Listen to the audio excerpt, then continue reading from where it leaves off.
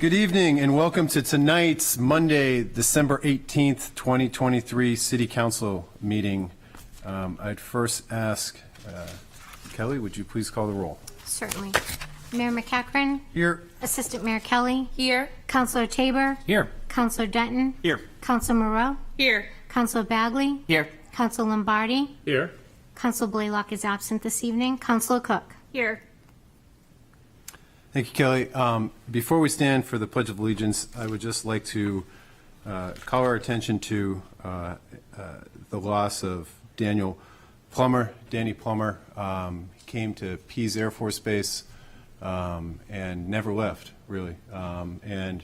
There's a lot that we can say, but it was a pretty dark time when Pease closed, and it's hard to imagine that it would become what it became today.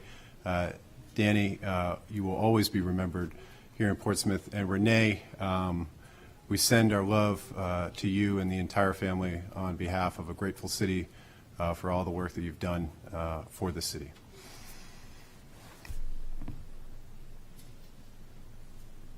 Please join me in the Pledge of Allegiance. Pledge allegiance to the flag of the United States of America and to the republic for which it stands, one nation, under God, indivisible, with liberty and justice for all. So we're about to, I'll say that every time I show up at City Hall and I see the school bus, I get excited. And I am just so thrilled that we can have the Holiday Ensemble here tonight, led by a good friend now and former teacher, Steve Cirillo, in his last year as the director of the Holiday Ensemble. I don't know if you can moonlight as that, Steve, but we were proud to name you our Grand Marshal for the Christmas parade. Thank you, Sister Mayor. There's nobody that I can think of that better exemplifies just the service to a community, for the love of the community. And, you know, there's a love for the arts in Portsmouth, and I know I can't talk forever because we got to listen to the music. But there's a love for the arts in Portsmouth, and that's embodied by just about everybody. And a big part of that is falling in love with the arts. And a big part of that, at least for me, was middle school band with you. Just imagining a world that has not yet been here. Art does a lot for that. And there's a quote that I try to live by. Let me write the songs of a nation, and I care not who writes the laws. Let's go hear the songs of Christmas. Steve, we are so proud and so delighted to have you all here. We're very much looking forward to it. Can I say a couple words in the room? Certainly. I just wanted to say I'm so proud of the city of Portsmouth and what you value, and that says about what community really is. It's been an honor to be here for 36 years, and it brings me so much joy to know that when we go out, we're not about making money or whatever. We can bring joy to people through just playing music, and Portsmouth values the quality of life, and you know that with these things, it makes everyone's life richer and fuller, and we couldn't do that without your support. So thank you from the bottom of my heart for what you've given, and you are blessed with this city, so congratulations. It's our honor to play for you today.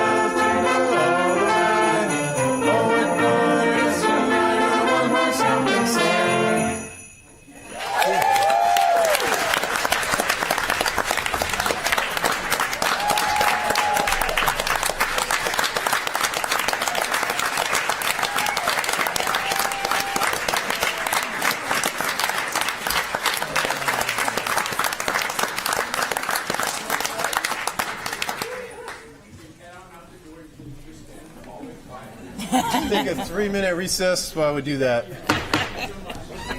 Thank you, guys. Great Thank job. you.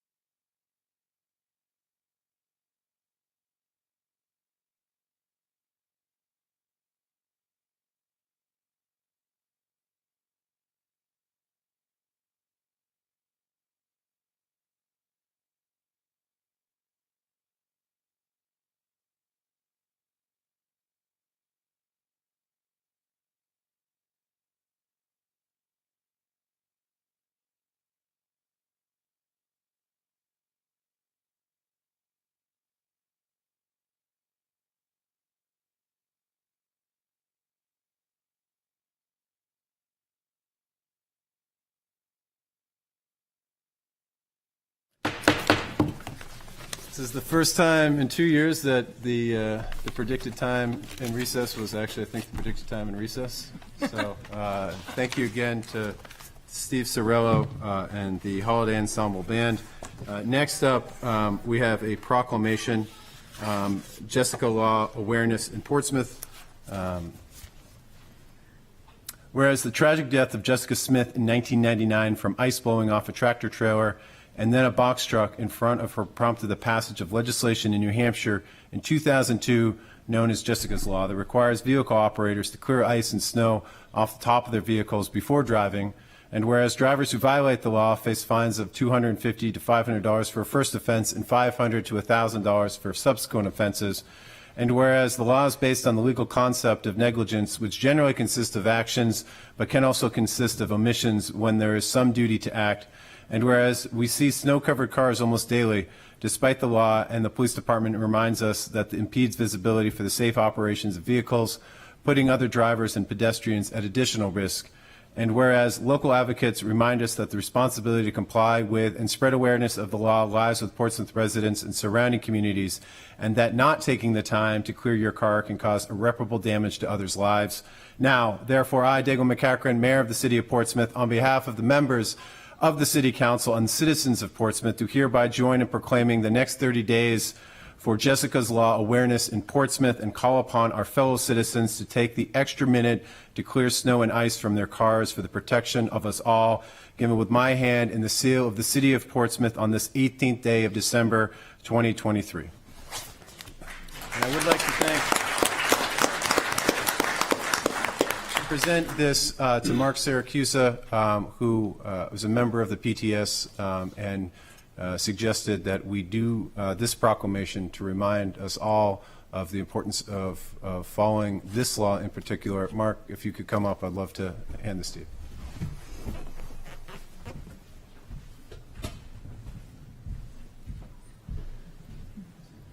I brought a snowblower. I was going to say, did you get that out of my car?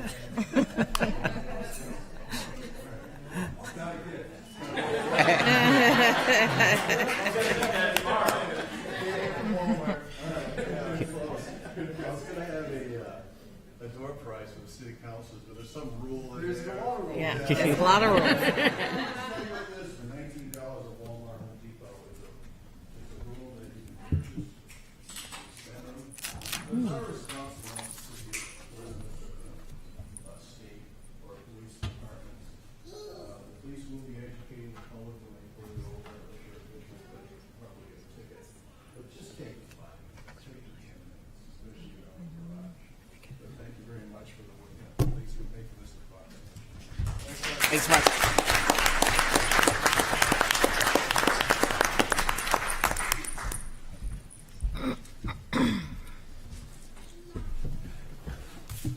Next up, we have the acceptance of minutes of September 18th, October 2nd, and October 16th of 2023. I'd wait a motion to accept the minutes as presented. Move we accept the minutes?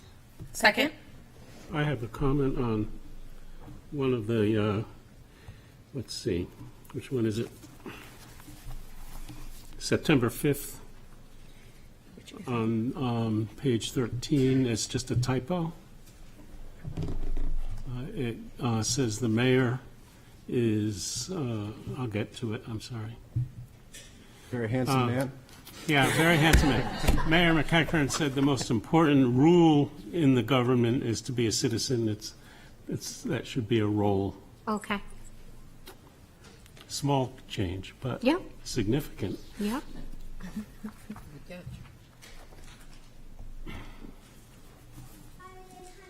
With that change, all in favor? Aye. Any opposed? Councilor Lombardi. Next up, I don't know if those on the Channel 22 can see that we have the indomitable snowman with us this evening.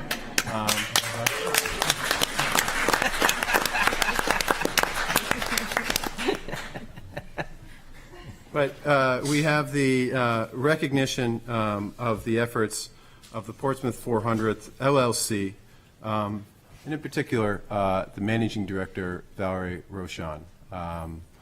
If you would please come up, we got a little gift, and and hopefully you have. Do you have a speech prepared? Okay. One of the best qualities of Valerie is that she's always prepared. But as we wind down, I'll bring this to you, and then you can say as long as you want, no 3 minutes. But it's we had a lot of events this year.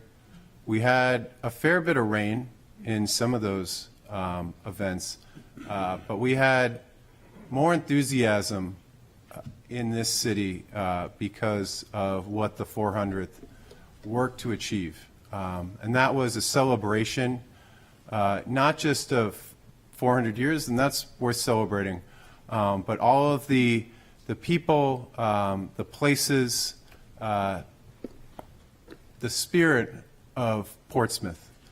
You guys did an amazing job of incorporating just what makes Portsmouth Portsmouth into 1 year. That's really, really hard to do.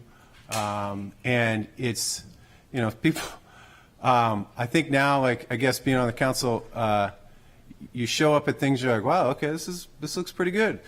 Nobody has any idea how hard it goes in to make all of these events, all of the planning, all of the logistics, all of the insurance, all of the rain dates, all of the everything. And there's always things that come up in the moment, sometimes a little bit before the moment that you have to work through.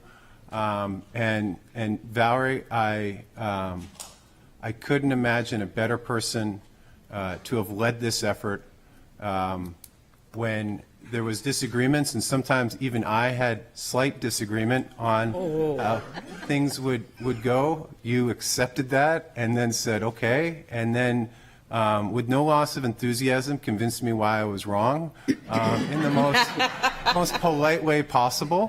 And you did it always with a smile, and I think if there is one thing that I will remember the 400th and your leadership of that was just the can-do attitude, the belief that we were going to get it done and it was going to be fantastic and we were all going to love it, and we did. So I could literally extemporaneously talk about Valerie Rochon for the next 2.5 hours, but that would not be fair to all the people here that also feel the same way and will not get to say that, because you are a powerhouse, Valerie. We would not have gotten this done without you. And we have a plaque here from the whole city of Portsmouth that you'll be able to hang wherever you want. I would say, right in a place of prominence, but that exemplifies probably the coolest night that I ever had, not as a, welcoming my children into this earth, but having a lobster dinner with, 1,000 of my closest friends, an idea that I always knew was a fantastic one. And you knocked it out of the park. And the whole 400th team here today, it's not one person. We're honoring Valerie this evening, but there is an entire team. See Susan here. I see so many people that are instrumental in this. But Valerie, we love you, and we're so grateful for all the work that you did. So I'm going to bring this down, and if the council would like to join me, we could have a picture with you, and then you got another 15 minutes or so of speeches prepared. Karen told me to keep it quick, so it's only 10 minutes, Mr. Mayor. Can you come with us? Sure. Can will we have all of our volunteers in a picture? Please. This is our village. This is our village. We need our village, please. Yeti, come on up here. All of our folks. All of our folks.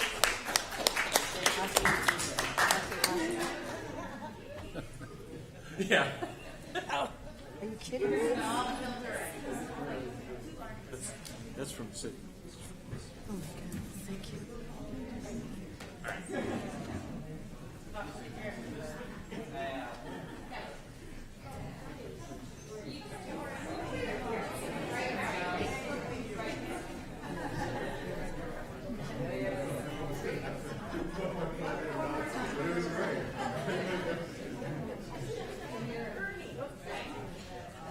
Everybody take one big step back.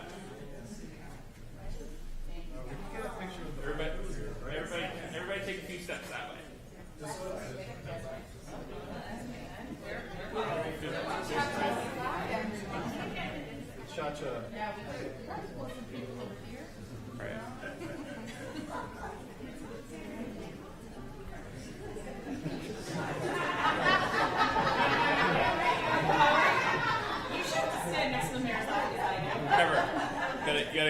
You gotta squish in.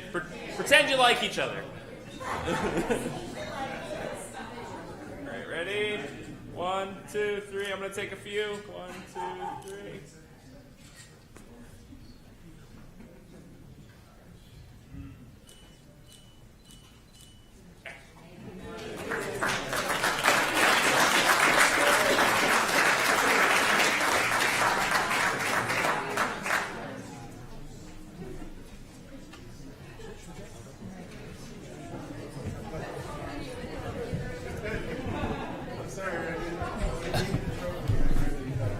So it's not Trevor in costume. No. I think, is it Will? Is it Will Zimmerman? It might be Will Zimmerman. Okay, it's time to go back to my cursing set.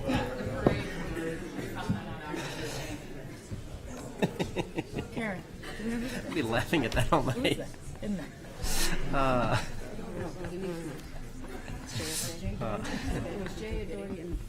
okay. You're welcome. Thank you. Thank you. That was such a lovely, lovely thing to do, and thank you for all your good words, Mayor. I appreciate that. I want to, you can't hear me? Can you hear me now? Mm-hmm. Short people. Okay, can you still hear me? Mm-hmm. All right. I wanted to thank you. Mostly I want to thank the council. You started this in 2017. The city council started it in 2017 with Susan Labrie as the executive director. She worked hard during that period, pre-COVID, and then post-COVID we started back up again. And as I've said many times, I would not have done it without Susan. Thank you. We wouldn't have.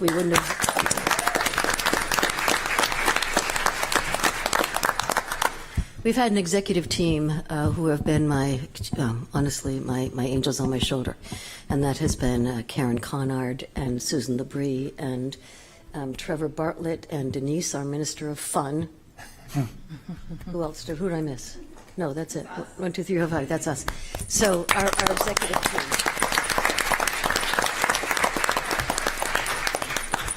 Our major sponsor, Mr. Sheldon from Bank of America, Ken Sheldon.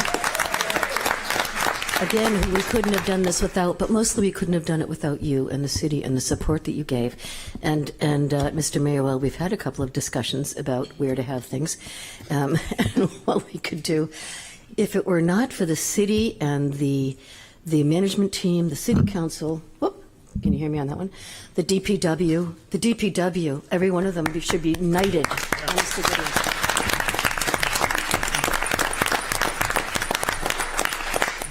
They're the ones that really made it happen. So I want to thank you, and I want to thank you for recognizing our fabulous group, because they are fabulous, every single one of them. So thank you very much.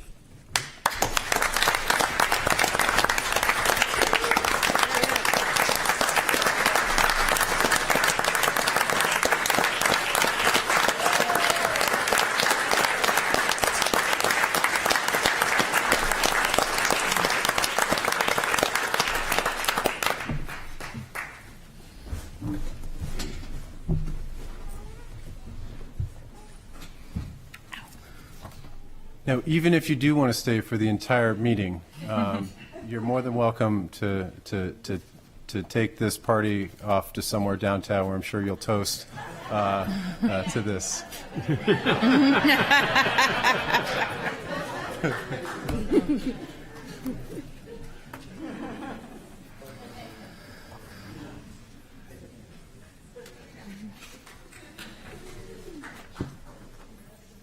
Now, do we have a, next up is the report on the achievements of the 2021 to 2023 Arts and Nonprofits Committee.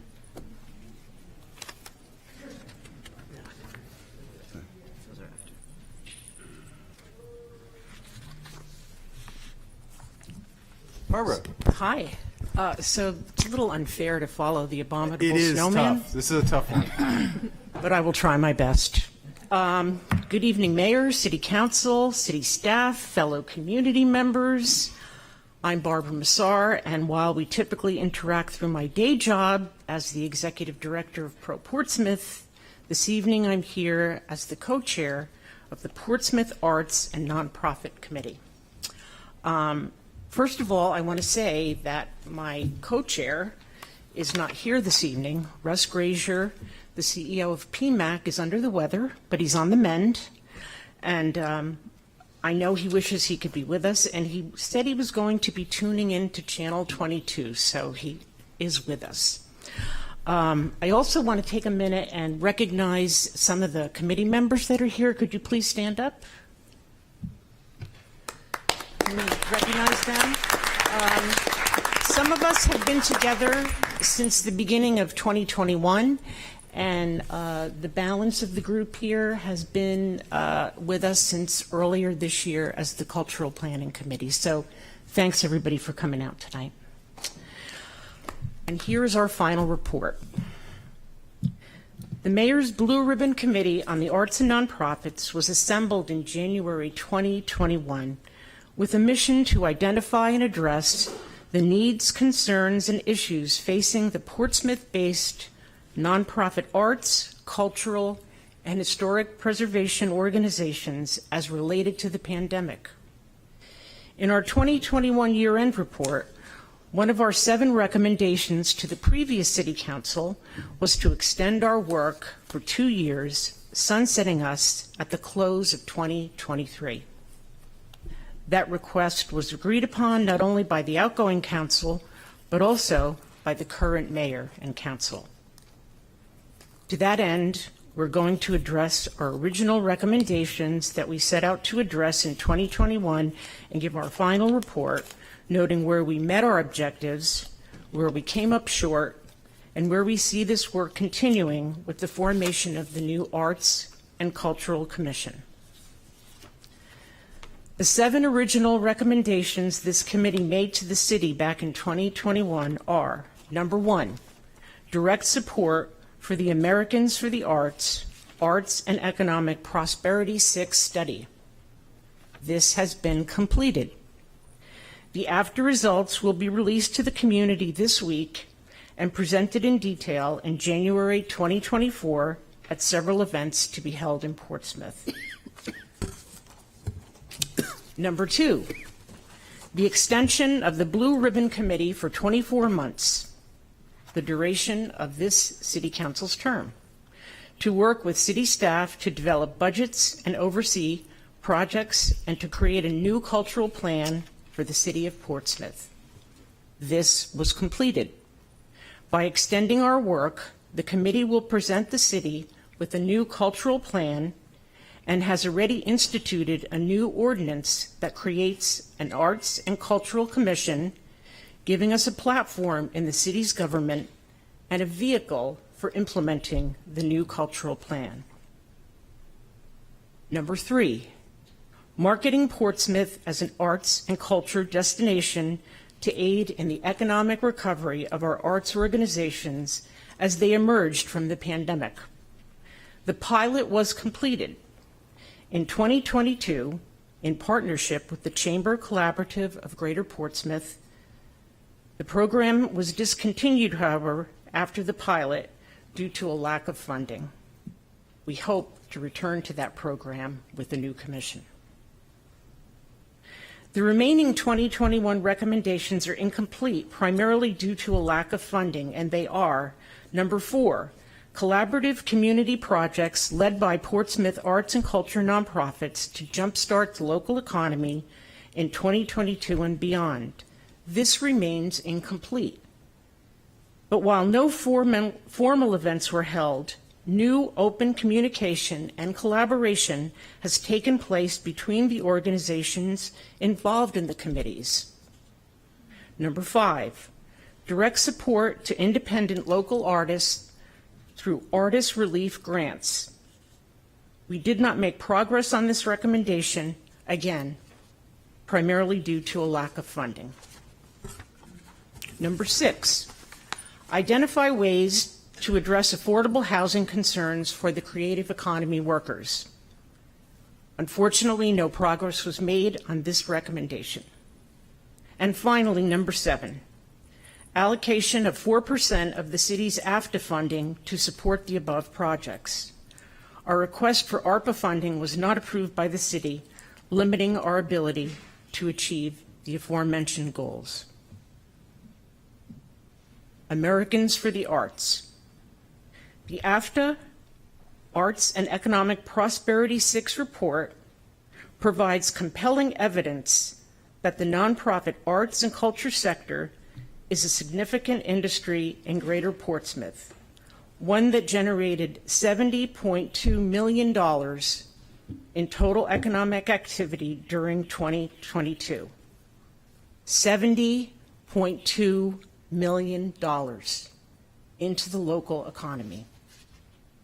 This spending, $29.1 million for nonprofit arts and culture organizations, and an additional $41.1 million in event-related spending by their audiences, supports 1,250 jobs, generates $50.1 million in household income for local residents, and delivers $13.1 million in tax revenues to local, state, and federal governments. This study sends a strong signal that even in the aftermath of the COVID-19 pandemic and the resulting economic conditions, nonprofit arts and culture is a formidable industry. AEP 6 demonstrates that when we support the arts, we are investing in Greater Portsmouth's economic and community well-being. To hear more about this and how nonprofit arts and culture directly impacts our restaurants, hotels, retailers, and more, everyone is invited to attend the Arts Means Business Breakfast hosted by the City and the Chamber Collaborative of Greater Portsmouth. The event is January 11th from 8 a.m. to 9:30 a.m. at the Seacoast Rep and will feature Randy Cohen, Vice President of Americans for the Arts. On January 12th at 3S Art Space, he will lead the Data for Impact workshop for nonprofit staff, volunteers, and boards. Both events are free, and registration will be found on the Chamber Collaborative website. Other facts of note: almost 1,000 audience members attending local nonprofit events completed the survey, and 29 local nonprofits submitted financial reports. The Cultural Plan. As a result of the Portsmouth Arts and Nonprofit Committee's recommendations, a call went out to the community in the fall of 2022, asking interested individuals to apply to serve on a newly formed Cultural Plan Subcommittee. This group, in partnership with the city, released an RFP for a consulting group that specialized in the creation of cultural plans. Arts Consulting Group was selected, and work began in earnest on a new cultural plan. But it became apparent quite early on that in the cultural planning process that it was not enough to create a robust plan, but we needed to consider who would be responsible for implementing it. To that end, we found ourselves on two tracks: developing the cultural plan and crafting an ordinance that would lead to the creation of a cultural commission. We have to say that we're extremely grateful for the assistance of the city's legal department and Councillor Cook for guiding us through the process of writing the Arts and Cultural Commission ordinance and taking us through the process of approving it. As you'll note in this evening's agenda, the council will vote to appoint 12 members to the new commission. The plan summary. Work on the plan that will be submitted to the city for adoption to the next master plan took place under the guidance of ACG. Throughout the year, they utilized a number of methods in order to obtain community input, including 762 respondents to the survey, 125 participants in focus groups, 39 virtual and 86 in person, that included residents, young professionals, local officials, independent artists, nonprofit leaders, creative economy professionals, and a youth wellness coalition group. ACG also held regular meetings with our committee. Once compiled, the data indicated 5 areas of interest, leading us to focus the plan on our 5 pillars: resources for cultural community, diversity, inclusion, and access, communication and community engagement, education, and preserving our historical identity. As set forth, the plan gives the community and the newly formed commission a roadmap directing all of us how we might ensure the success of our cultural community. It is a living document, a vision, a snapshot of the state of our community in 2023. To that end, it will require the ongoing involvement and attention of all to see that the cultural community doesn't simply survive, but thrives. Our overarching mandates for continued work on implementation of the plan are assess, act, advocate, and aspire.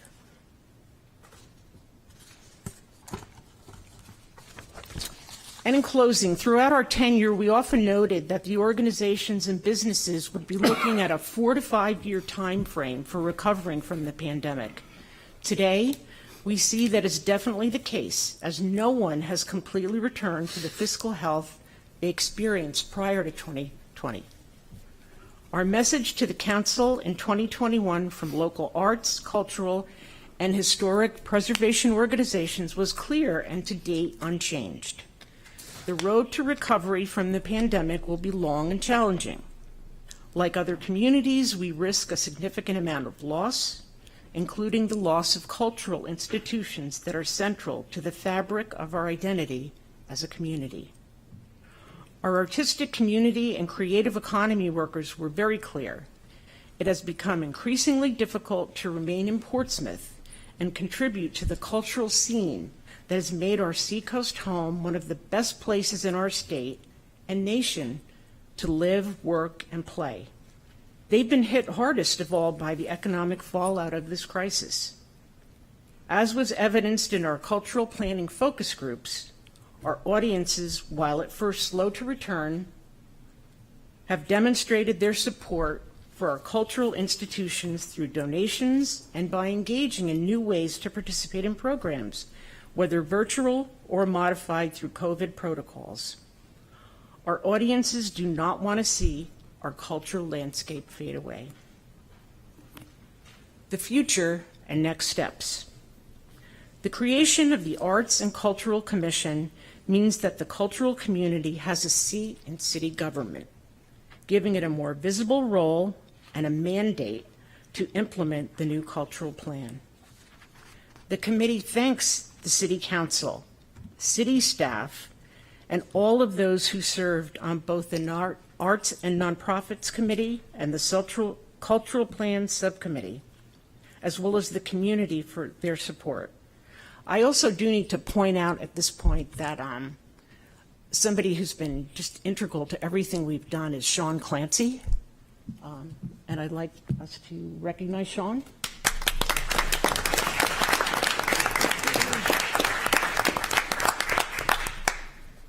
we were kidding with him today that he's going to miss our emails, so I don't know if that's true or not. We were honored to serve in this important role at this critical time. Some individuals will continue to work with ACG and the Economic Development Department to finish up the plan in the next month or two, and each of us looks forward to continuing to engage through our respective roles in Portsmouth's vibrant arts and cultural community. Thank you. Barbara?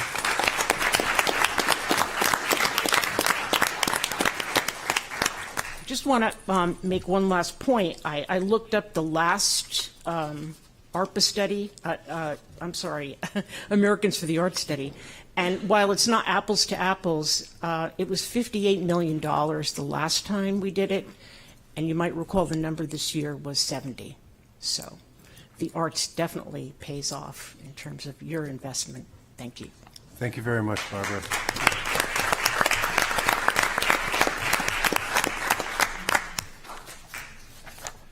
Next up, I think we're going to take Your Honor? something out of order. Yeah. Or two things out of order. So the first one will be I'd wait a motion for take item 13A. That's the time capsule. Suspend the rules. You have to suspend the rules. I would wait a motion to suspend the rules and bring forward item 13A. So moved. Second. All in favor? Aye. Any opposed? All right. So this is a presentation regarding the Portsmouth 21-23 time capsule with Jim Splain and Robert Lister, former assistant mayor and former mayor.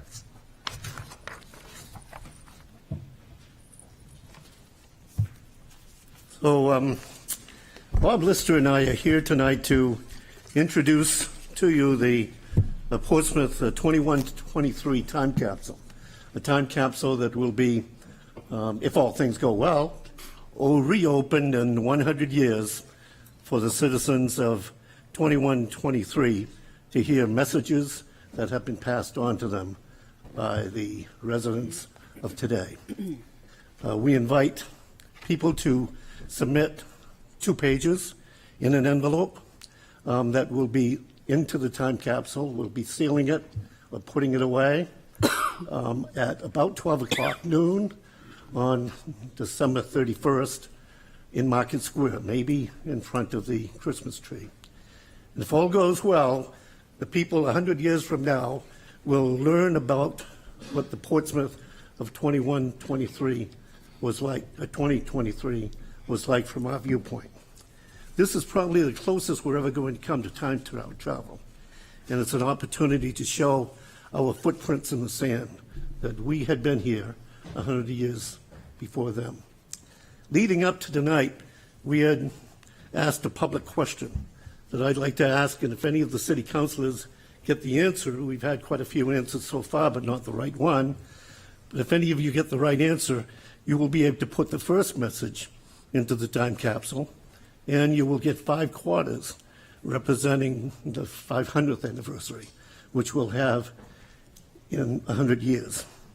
What is 5 feet tall, not too wide, but not skinny, had to be sawed in half and assembled carefully, has a red face and nuts and bolts, is not one solid piece, is quite heavy, and is strong enough to carry millions of gallons of water. You can put up your hand if you have the answer. You have 10 seconds. 9, 8, 7, 6, 5, Vince, you got a guess? 4, A wooden water pipe. 3, 2, 1. Bob, do you have the answer? I do have the answer, and I'd be glad to collect those 5 quarters. It is the Portsmouth 21-23 time capsule, which we're going to show you.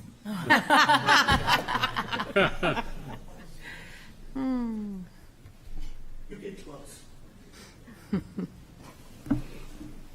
Oh, wow. It's got its own box. Oh, wow. Jeez. Big. We're not joking around with these time capsules. We're going to know where we put it. We're not going to bury it. It's going to be buried. I guess so. Will they find it? Yeah, that's. They might think it's a bomb. It's like I think you're selling it short on 5 feet. I think that's easily. And by the way, Taller than me. Bob and I have learned from experience that it is a lot of work to bury a time capsule. Not only do you have to shovel to bury it, but you also have to find it afterward. So this time capsule is not going to be buried. And part of the reason for that is that we want people to be able to see it and vision what is in it and envision the future of Portsmouth themselves. Bob? So thank you for giving us a few minutes airtime to be able to get the word out. We're trying to really blast the community and have people involved. I'd just like to quote Valerie Richon about the time capsule, and she said, this will be the perfect end of the year-long celebration in Portsmouth, and I think that's very true. For anyone who did not have a chance to be part of Portsmouth 400, this is the opportunity that everyone will have, residents, business people, anyone, to be able to put something in the time capsule to be opened in the year 21-23. Wouldn't it be nice if we had a time capsule today from 1923 that we could open, and people had written letters, and there was some information about Portsmouth? That would be great. So we don't have that, but we're moving on. This is history making, and we have also talked to people in the schools to be able to have maybe students being keepers of the capsule. So the capsule, the plan is that this would move around to different places, the schools, maybe City Hall, other places. But we want to encourage people to really contribute something, and don't miss the boat on this, and put something in the time capsule. If you have a restaurant, give us a menu. If you have an organization, give us a list of the people that are in your organization. If you have a business, we've got to take a brochure. We will take handprints from your children. Have your kids write a letter to their own grandchildren, and be represented. So in the year 21-23, when it is finally opened, there'll be a lot of information. And again, it's keeping in tune with history in Portsmouth and how important that is, history and the residents of Portsmouth. That's what this is all about. But thank you for your support. We're going to keep it here tonight. We'll be picking it up again tomorrow or Wednesday, depending on if we want to do that tomorrow. Please feel free to put things that you want to do or want to write in the time capsule while it's here. Maybe your agendas, maybe some of your personal notes, maybe a card, campaign brochure, whatever you may have on you. Put it in. That goes for everyone else here and other people, Karen, who are working for the city of Portsmouth. It would be a good time to get your items in there. And we will be having deposit boxes at the library. That's already filling up nicely. Joanna Kelly has one of Joe's. The Senior Citizen Center has a drop box, and we'll have some more with more details in the Portsmouth Herald and on websites during the next couple of weeks. Thank you. Thank you very much. Thank you very much, Jim. Thanks, Bob.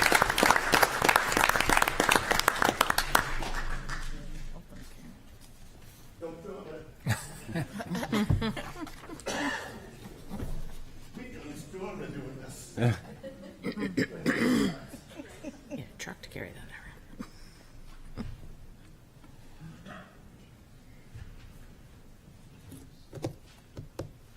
Have a good day. Thank you, Jim. Thank you, Bob. Night, gentlemen.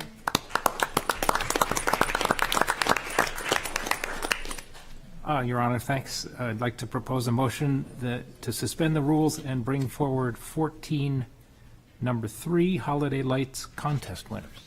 So moved. Second. All in favor? Aye. Any opposed? None opposed. All right. Thank you, Councilor Tabor, for all the work that you've done on the Citywide Neighborhood Committee and all the work that the Citywide Neighborhood Committee has done on behalf of the community. I would say that this year was a little extra special, especially because Dad and Mom at 230 Thornton Street were I don't know, we got really busy. We're going to get the lights up, but it hasn't happened just yet. So to be able to drive around and see so many families so invested in making such a brighter Portsmouth, more cheerful Portsmouth around the holidays, it was truly, it was uplifting. And that we get them all on the website and the work that goes into that so other folks can drive. And of course, the judges that that have to or get to go around and judge. It's a lot of moving pieces, but I think in the end pays off. So I called these winners today. I got through to one of them, but for the rest, it's going to be a surprise. And yes, there's always going to be a winner in this, and I'm happy to announce that even though everybody, there's the three winners in the honorable mention. Everybody that did donate or did sign up for that, $10 was donated on your behalf. We had about 37 participants, I believe. Was it 37?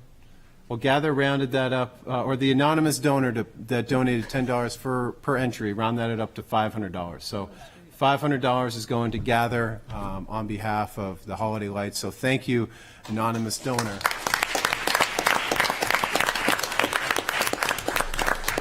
And if you guys think the anonymous part of this is a joke, it's not. I have no idea who this person is. So thank you very, very much on behalf of a grateful city. So with no further ado, the winners, the most creative is Chris Kraft at 760 State Street, who Wait, you didn't know? I left a message. Oh, wow. Oh, this is, I shouldn't have called anybody. You guys are all on bated breath here. This is fantastic. Now be prepared to be let down, because you guys want a meal of your choosing with me. And so, and I'm picking up the tab, plus a Portsmouth 400, 101 objects book, and a city blanket.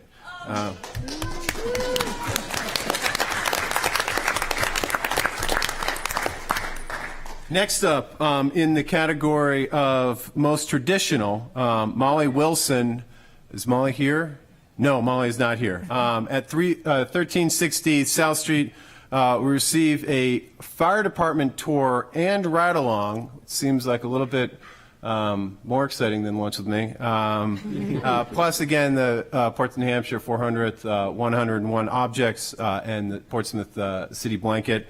And then Kids' Choice was Matt and Nicole Byer at 580 FW Hartford Drive, and they're going to receive a police department tour. So right after that, we're going to get them on the building commission to see, and they're going to get a ride along, as well as the 101 Objects book and City Blanket. There's a few honorable mentions who will receive a mug, the Portsmouth 400 comic book, the Time Travel book, and a city blanket. That is Janet Goldstein at 170 FW Hartford Drive, Brent Gillette at 32 Manning Street, and Brian McGuire at 21 Madison Street. So thank you all. This is truly because of you guys decorating and doing such a good job and getting in the fun of it. And, this is a big year for the city in terms of decorations. We had, Cody completely changed the colors, the lights on the Christmas tree. So I was glad that we had so many participants, and happy to see that this tradition continues. So thank you to all the participants. And Councilor Tabor, would you like to add anything? I just wanted to recognize that Kathleen Bolick and Laurie Sulloway are here. Oh. They were judges and helped put the contest together. So if they could just stand so that.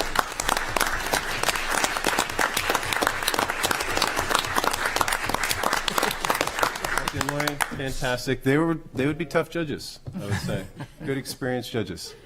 All right. Well, thank you all for participating, and the map will be up for a few more weeks, so folks can check it out, and that's an excuse for not taking down your lights. So thank you guys again. Yeah.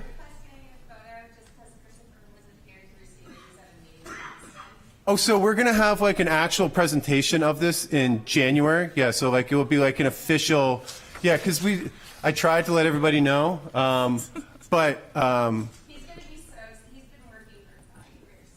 all right. I'm glad this is the person I want to have lunch with.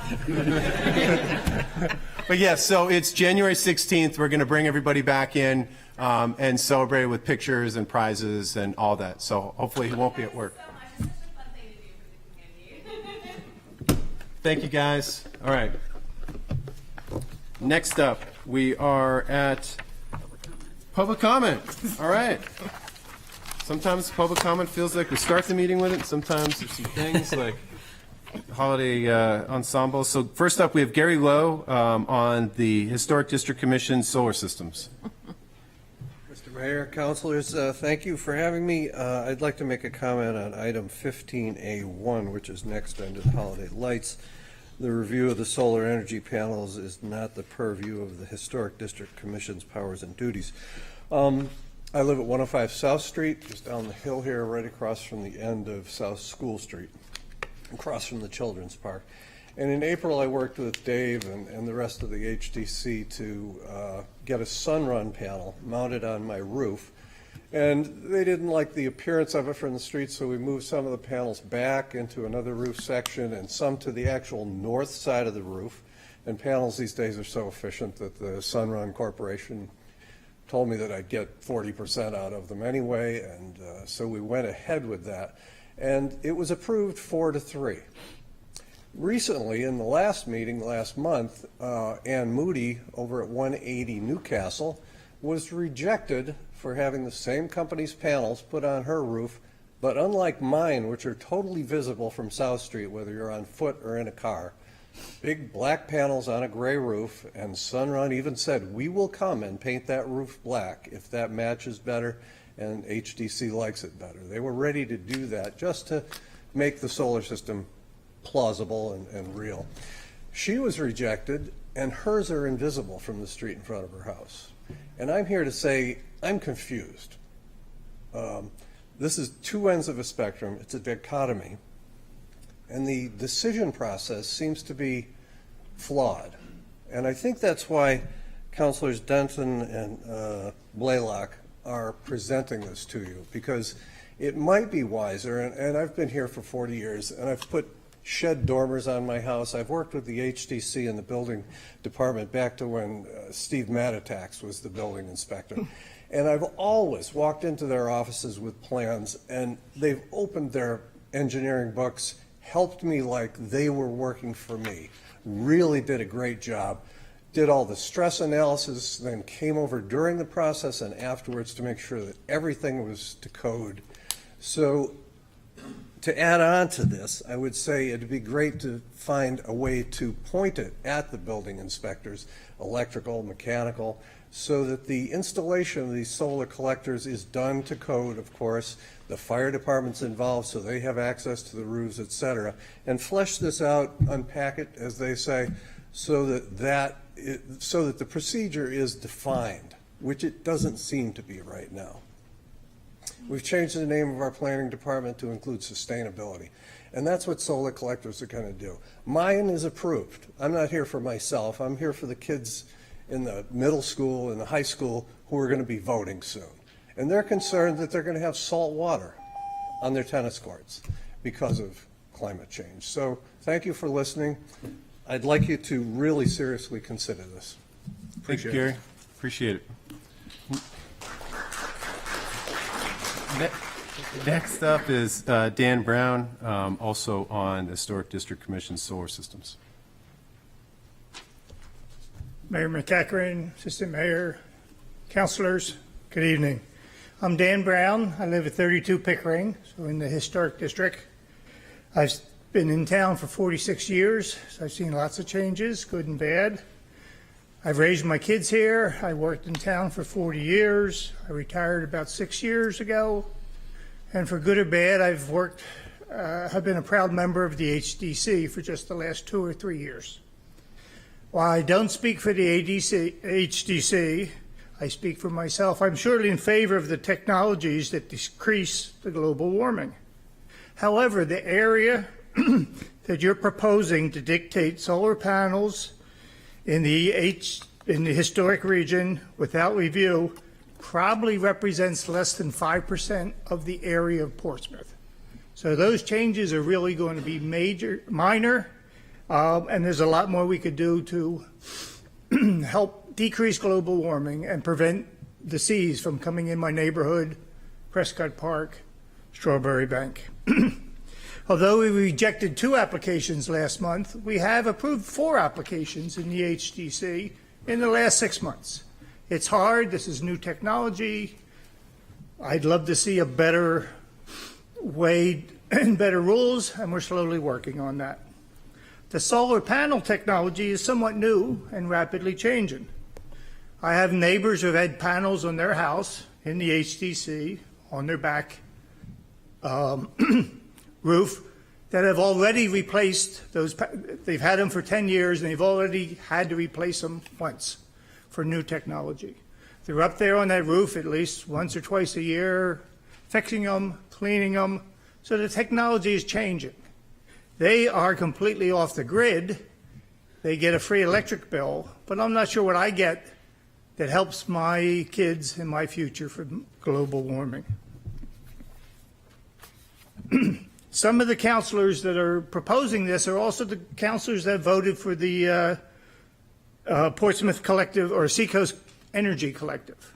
And on that, you have the option to ask for pure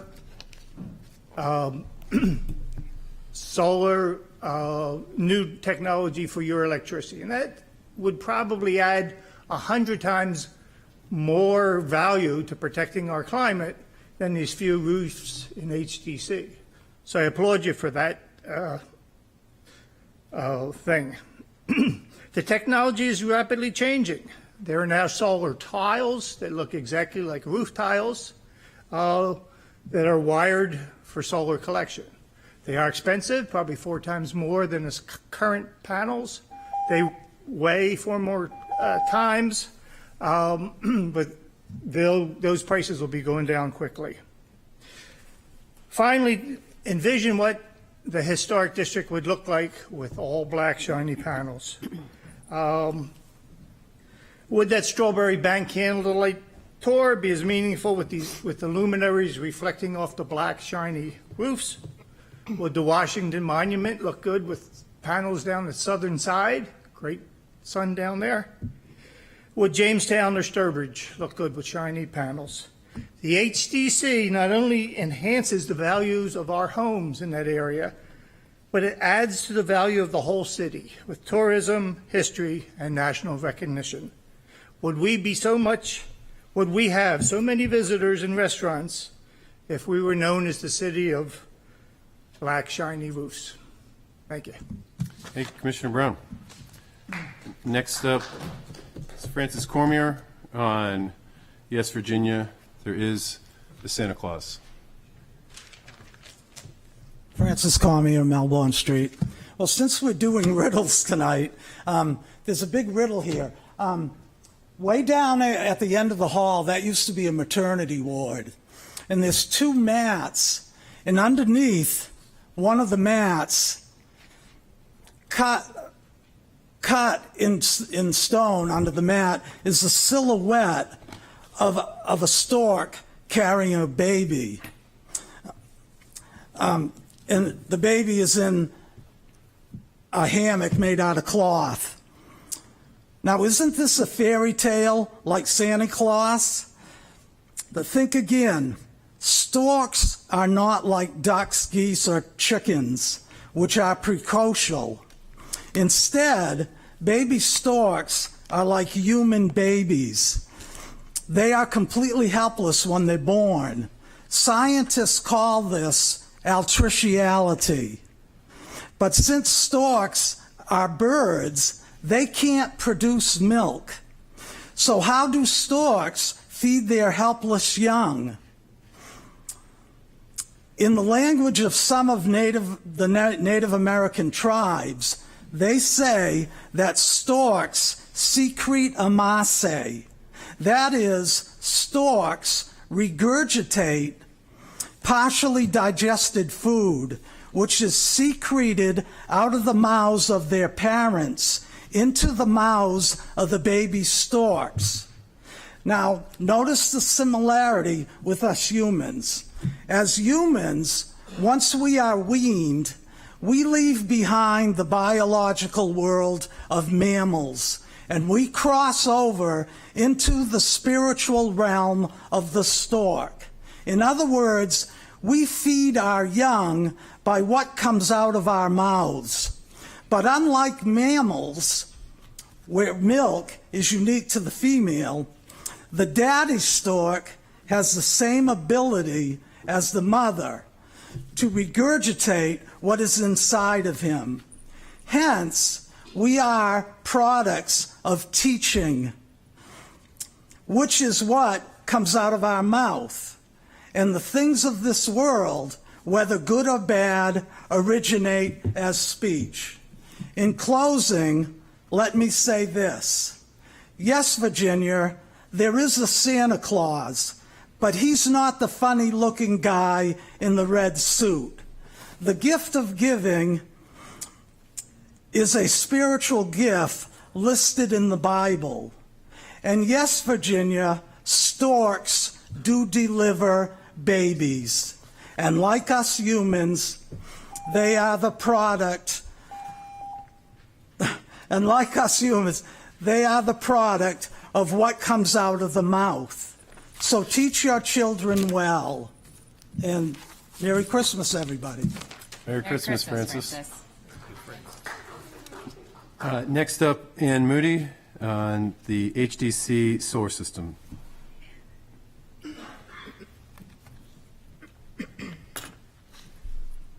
Hi there. Hi. Thank you guys for having us tonight and for listening to us. I just will take a couple seconds. Just have to say your name. And Oh, I'm sorry. I'm Ann Moody. I live at 180 Newcastle. I am here to speak about the Historic District solar proposal that Councilor Denton and Blaylock are putting forth. I'm going to support this. I have recently made a proposal to put solar on my home at 180 Newcastle. It was declined by a vote of 4-3. The reason that I am here supporting this, I just think that there is, while I respect the historic district and what their purpose is, and I live in it, I want it to retain its historic value.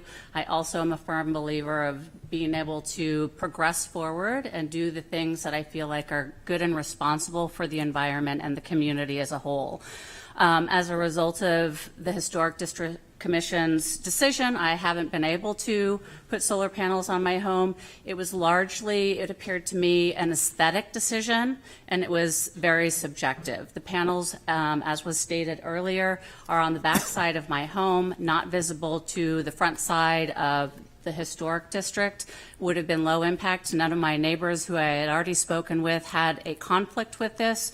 So it really appeared to me to be a subjective decision, and where there are panels that are getting approved in the South End, in the historic district, I just am confused about what the policy and the procedure is. If there were rules and regulations and things that I could sort of point to that were very specific about what can and can't be done, that would be one thing. But this definitely just feels like it was a judgment call, and there didn't seem to be rhyme or reason to it. So I am definitely in support of, moving this out of the historic district and trying to put this into a more formalized format so that citizens of Portsmouth can know what the regulations and the rules are that would apply to solar panels. Thank you for your time. Thank you, Ann.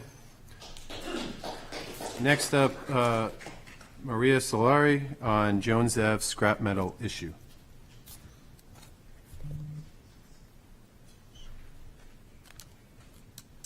Good evening, councilors. Maria Solari, 171 Jones Avenue.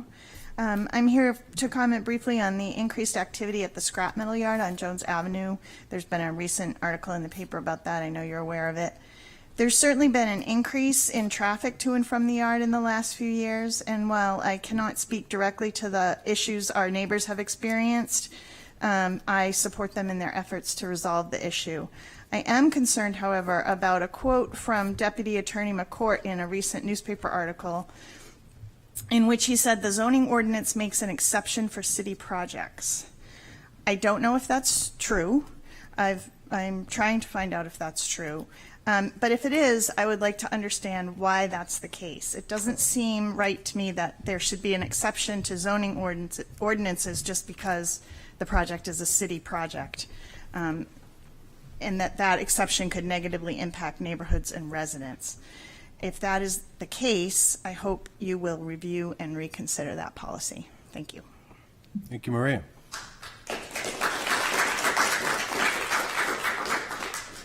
Now, are there any other speakers for public comment?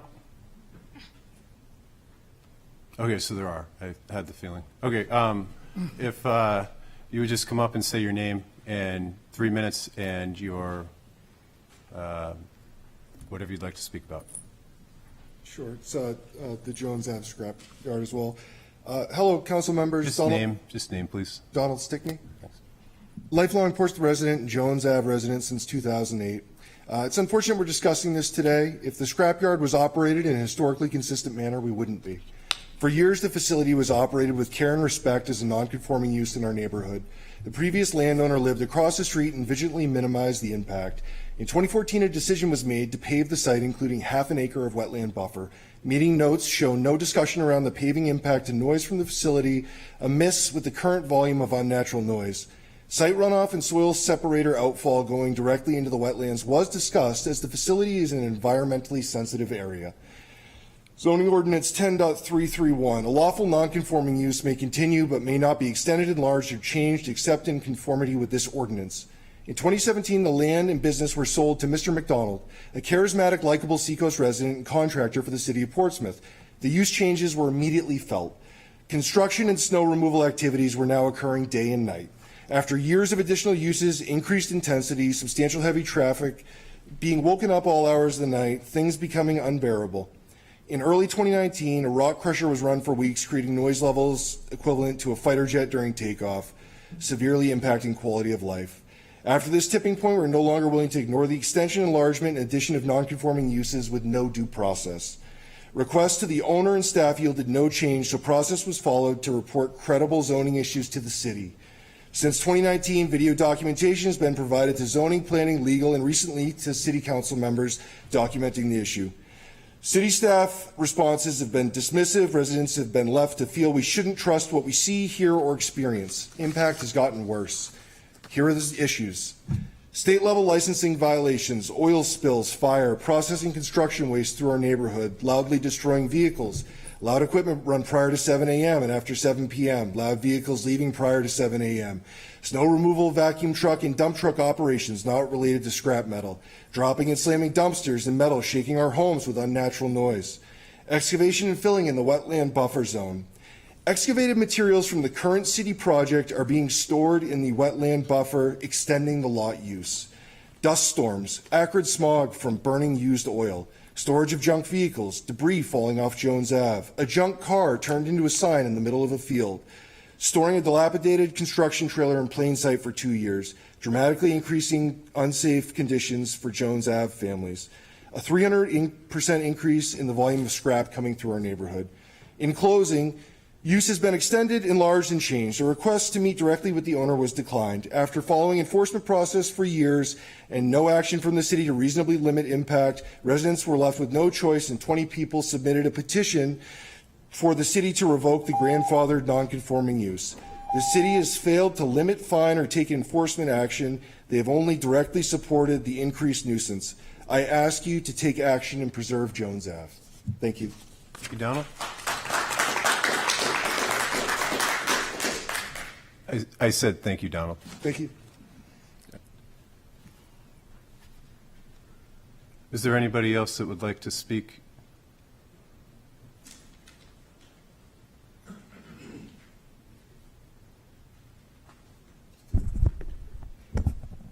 I'm taller than the other Hey. people. Tom Kelly, 176 Jones Ave. Good evening. Thank you for the chance to speak to you. First, I want to affirm all that was just said.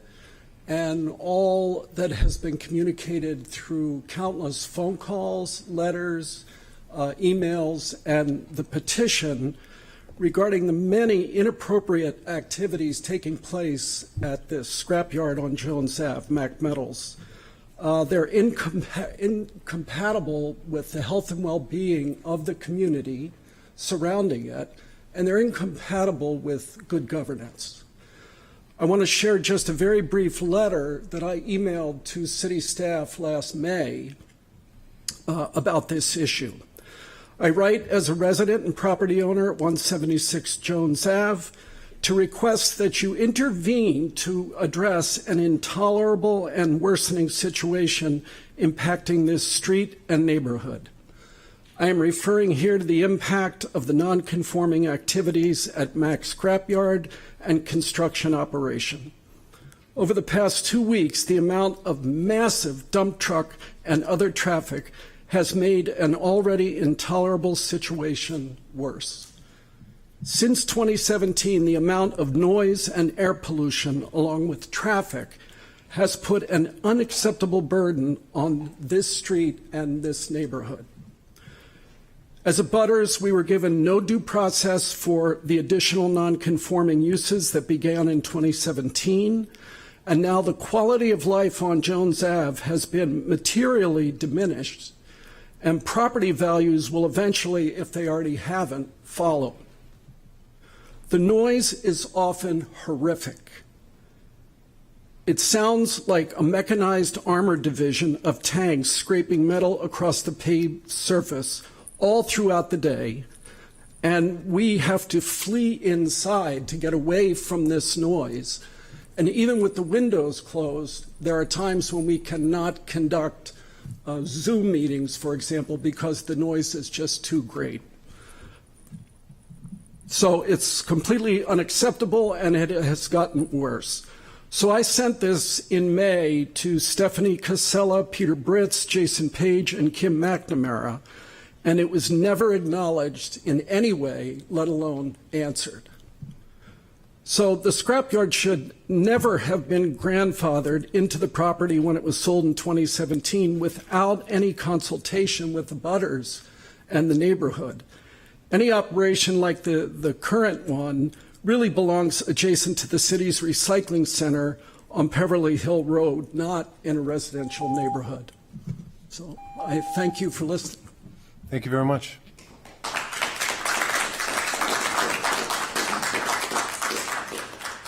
Any other speakers for public comment?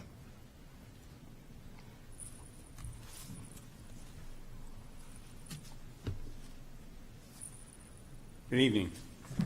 My name is Craig Wolliver. I live on 100 Jones Avenue.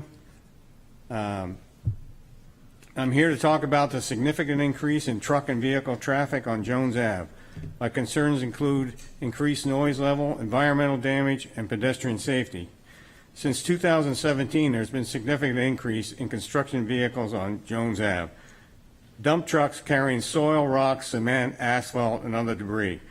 Front loaders, large snow plowing equipment, and 18-wheelers going up and down the road. The amount of traffic currently has surpassed the traffic from the original owners of Wentworth Scrap Metal Yard. The majority of the traffic is non-scrap excavation materials. The increase in excavation equipment traffic, along with Cedar Nursing Home and Elks delivery trucks, have increased noise levels from diesel motors, backup alarms, slamming tailgates, squealing brakes, etc. Pedestrian safety is also a big concern with the increase in traffic. Jones Avenue is a popular destination for walkers, dog walkers, families with strollers, nursing home residents in wheelchairs, and bicycles. There are no curbs or sidewalks on Jones Avenue for pedestrians to travel safely on. Over the years living on Jones Avenue, I have personally received property damage from oversized and overloaded trucks that have torn down service cables going to my house, resulting in thousands of dollars in damage. I have witnessed two 18-wheelers passing each other within inches between them and breaking branches on my tree and neighbors. spilling of dirt and mud from dump trucks, including an oil sludge spill that went from Mac Metals up to Jones Avenue and on to Sagamore. They did come and clean it up right after, but there was no inspection of the material. There was no testing of the material. We don't know what spilled. A person from that we called said it was sludge. Well, sludge is kind of a generic term, and we really don't know what did spill. It smelled like oil, but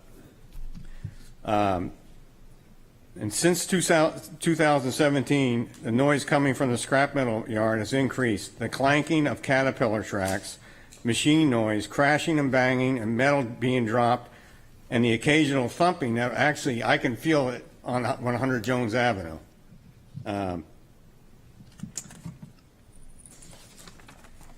I ask the City Council to please take action on these grievances of myself and neighbors. Thank you very much. Thank you.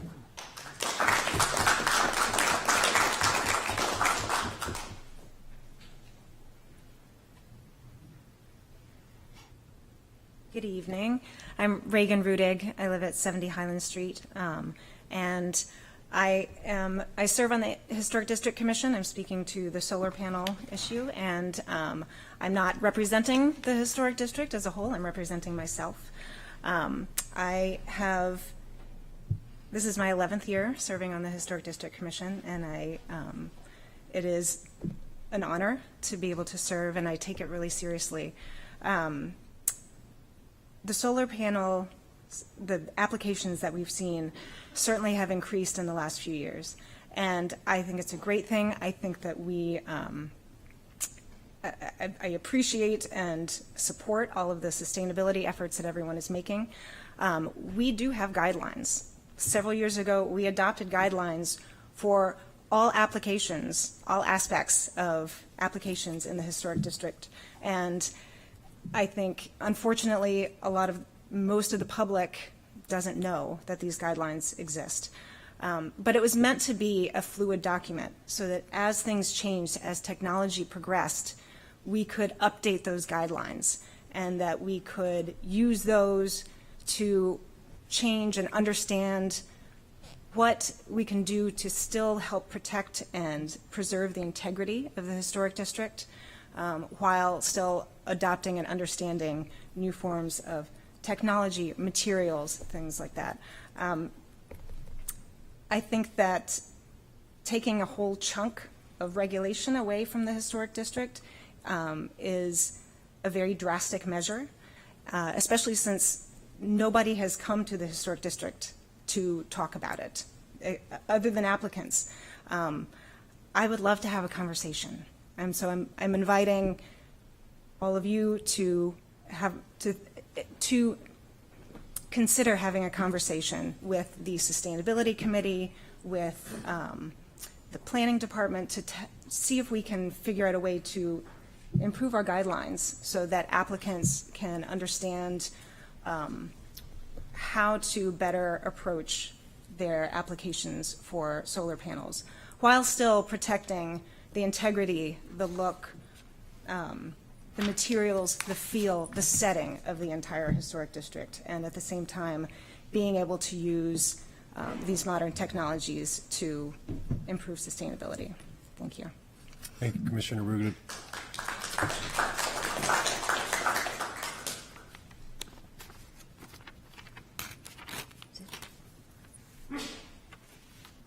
Good evening, Margot Doring, Jones Avenue. Before I start on what I'm here to speak about, I'll simply say I support my neighbors' concerns on Jones Avenue. I am a member of the Historic District Commission. What I'd like to say about the solar panel issue is the following. We're facing a convergence of the two very important values of the city. The first is the preservation of our history, and we demonstrate that through the existence of the Historic District as a whole. We have a lot of commissions. The Cultural Commission talked about the importance of historic preservation to their work. At the same time, we value very much sustainability and protecting our lovely city as the environment changes. And these two values are now facing each other in a little bit of a showdown. And what I'd like to say is I don't think it has to be a showdown. I think that these two values can come in convergence and can find a way so that we can make both of these values continue, support both of these values, and come out with a solution that is better than simply saying we don't like how one value is operating within this particular situation, and therefore we're going to throw it out and impose a different value. This is not a you win, I lose situation. We should all win, both the historic nature of the city and the future of the city. So I would recommend that we have a conversation as opposed to implementing some sort of black or white rule. Thank you. Thank you, Margaret.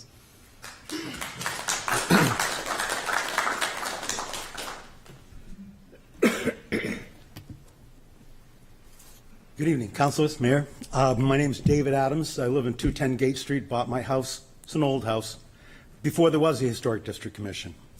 I think that the city has benefited greatly from the efforts of the Historic District Commission. And I also think that the process that the commission utilizes is not something that there's a set of rules for. It's still only 44 years old. We still don't have a complete set of rules for how a Historic District Commission maintains and cares for the architectural heritage of an entire community. But I think that having the city tonight you people are talking about two different things happening with the same space. That the preservation of the community, the HDC, and the solar collector possibility for changing the way we produce electricity in our town. And those things are in collision tonight. It seems like a harmful way to resolve that, to do this in public like this. I'm on the HDC. My chairman sent me an email which explained that if I spoke too much or said the wrong things, that my position could be whatever because I'm doing it in public. I'm not certain I believe much of that, but at the same time, I think that having a conversation with you over something that I feel very responsible and connected to, with one or both hands tied behind my back, is a real problem, and I don't see how the city benefits from it. I figure you people are bright enough to figure that part out, but I just couldn't bring myself to just sit there and think it. And to one of the applicants that came in tonight that was struck by the vagaries of the rules of the Historic District Commission in their arbitrary nature, all she would have had to do was type in Portsmouth, New Hampshire HDC solar collectors and gone to a page where the HDC's guidelines actually describe solar collectors and how they should be visible from the public ways. There's a lot of moving parts. Not everybody's an expert. The commission is composed of not expert but well-practiced individuals. They work very hard at doing this, and I'm sure they can deal with whatever problems are here tonight also. Thank you. Thank you, Commissioner Adams.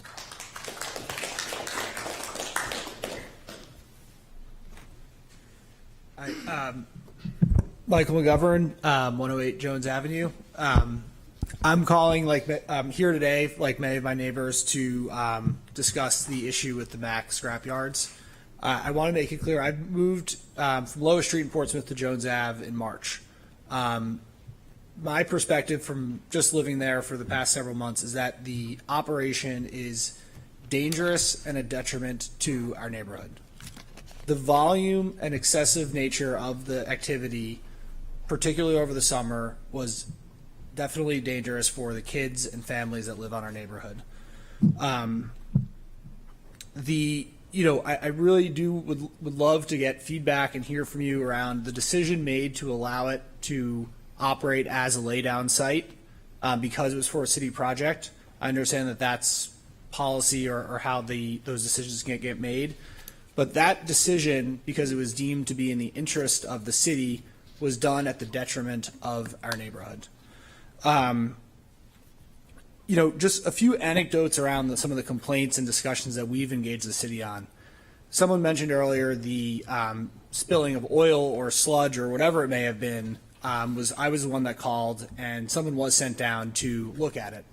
That zoning officer was yelling at me from the car as I was standing on my front porch, basically telling me I should be thanking Bob McDonald for cleaning it up so quickly. Not explaining what happened, not what it was, but that I should be thankful for the speed at which he was deciding to clean up the oil or whatever it was that was spilled all over our neighborhood. Like Craig mentioned, there was no feedback on what it was. Was it tested? Was it totally cleaned up? We were just expected to accept it and be thankful that it was cleaned up. Just this weekend, right? My understanding is that there should be no weekend activity. Massive 18-wheeler truck coming down the street, pulling into Mac, dropping things off, coming back out with another truck. Unclear what that was doing. And the other thing is there has been overwhelming amount of evidence shared via email, calls, complaints over the past several years. And it is not clear that the enforcement of any of these violations is being done effectively, because if anyone were to look at this objectively, there is nonstop usage beyond just the scrap metal yard that's happening there every single day. And the enforcement of it is unclear and not happening. So our only ask is that our concerns are heard, that we're respected, and that we can engage with you all on a dialogue to resolve it in the coming weeks and months, because something does need to change. And there's plenty of evidence that has been shared via video footage, reports, calls, that does not seem to be acknowledged. And it really feels as though the concerns of our neighborhood are not being heard. So hopefully we can resolve it. Thank you, Mike.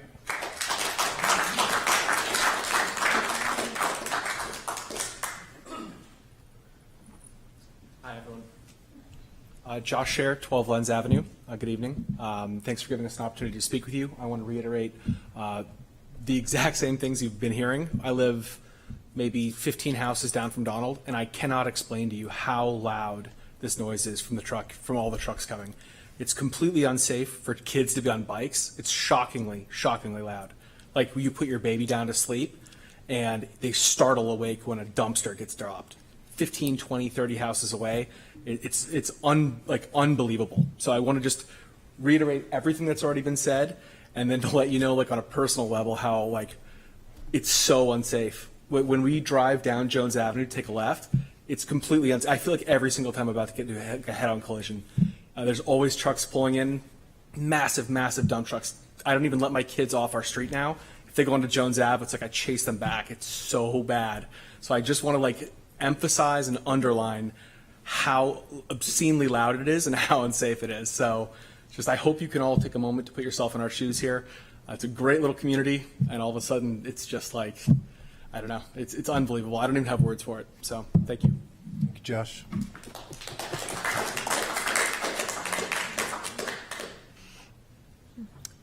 Any other? Good evening. My name is Brian Rete. I live at 457 Broad Street. I do not live at Jones Avenue. However, I do support all the Jones Avenue residents and my new neighbors. I've lived here for a year and a half on Broad Street, and I've been redoing a home.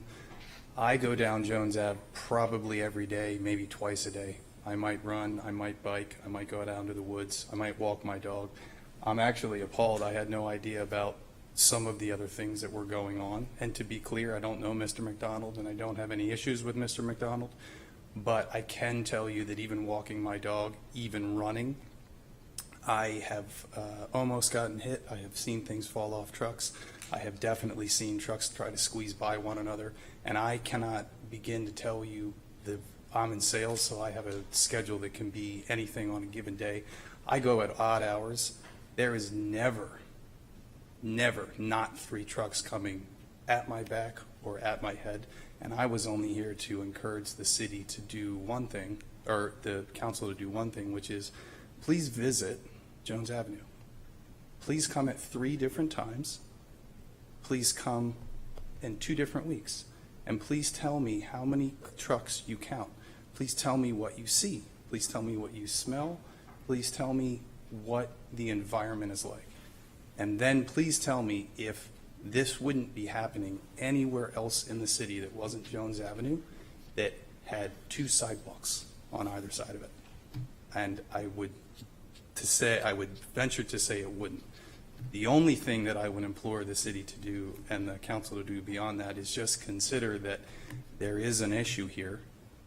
Seemingly it's gone unanswered and unconsidered, but there is an issue now, and it's incumbent upon you to consider the value and the health of the citizens, even if I couldn't imagine what it's like to be on a council and figure out what the right thing to do is. But seemingly it isn't working for everyone, and seemingly it is working for a handful of people. Thank you. Thank you very much.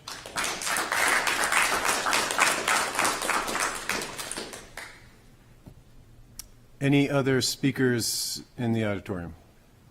We have one on Zoom. Commissioner Ryan. Good evening. Can you hear me? Loud and clear. Thank you. I'm Martin Ryan. I live at 221 Woodbury Avenue. I'm a sitting member of the HDC, though I am not here tonight speaking for the whole board or representing the whole board. From what I know of the proposed ordinance, I had to learn from reading an article in the newspaper this morning. The paper states City Councilor Josh Denton and Rich Blaylock are pushing an initiative to take the Historic District Commission's power to approve or reject solar array proposals. I can't think that these councilors would want to leave this important issue of protecting the integrity of the historic district up to contractors who are pushing government subsidized solar panels. I can't think they would want to put the historic district in such an insecure position. Few things in the city of Portsmouth are as important or as precious as the city's historic character. Earlier tonight, there was a discussion of values, and I know every member of this city council values the city's historic environment. To suggest that there be no oversight, consideration, or thoughtful discussion about these matters that affect Portsmouth's special environment is an idea that is unimaginable. When the article came out a few weeks ago, I welcomed the attention that this important issue might receive. I think public engagement on these matters is vital. But to suggest that the HDC not have purview over such matters is, to my mind, to declare the board's mission irrelevant altogether. You might as well disband this board and let the district evolve as it will. Now, what I can suggest is that the board has done some solid work in preserving the character of the community. The board has heard numerous applications for the installation of solar panels, especially in the last few years. I would suggest the council look at those applications, and they'll see that the solar panels have been approved and installed in the district. Yes, there have been some applications that have been denied, and you will find that each of those denials were based on standards that are in place to protect the historic nature of the structure or its surrounding neighborhood. I know you want to have a balanced approach, and I know that the HDC has done just that. There is progress to be had. Planning needs to be provided. The planning department needs to provide better guidance on this issue.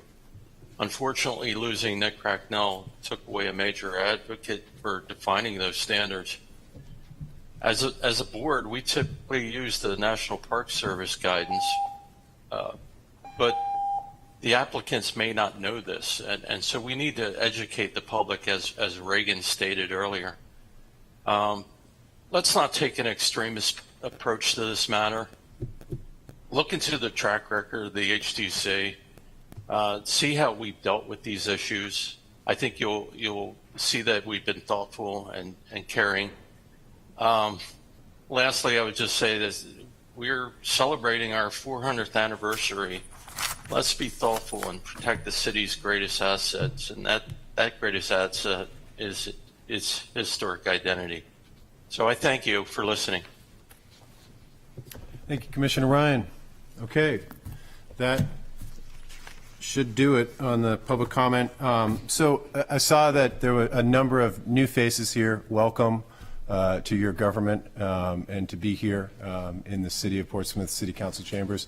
This isn't a dialogue. I'm happy to continue the dialogue. This is a public comment. There was a specific question asked, though, by Maria, and I do want to respond to that. As I was also surprised to find out that our ordinance allows us to use laydown whenever it is a city project.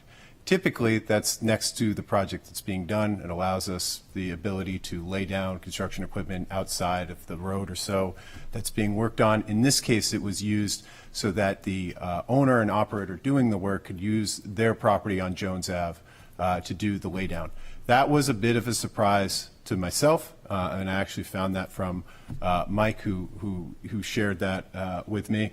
I do think that when there's examples of being so far outside of the realm of construction that people might question where the construction is being done and the benefit to the city, that there needs to be a different process, one that was not, that is not in our ordinances to date. And as we discussed at the last meeting, we are actively looking for a new laydown site. I know there are problems that exist outside of that, and I can assure you that this is an interest of this council, and it will be taken up in January, February of next year when we reconvene. And if there is an opportunity to share your emails, and I know I did receive an email or two, we will proactively reach out when that meeting is. I know that we discussed it the last meeting, and I didn't remember to send an email to Mike in this case to remind us about that meeting. That will be different going forward, and I appreciate everybody coming out this evening. But these are typically not dialogues, and the council's looking at me like, you always say that, and then you start talking. Just want to, but I do appreciate so many new people that have come tonight, and stay engaged as this is your city, and we do work for you. So thank you, and I won't take offense if you guys get up and go home and hang out with your kids. As Josh, I'm wondering why you're out here. You know, this is a vacation for you. Yeah. So appreciate you guys being out here, and can assure you we'll continue this conversation. But it means a lot to come out. So thank you.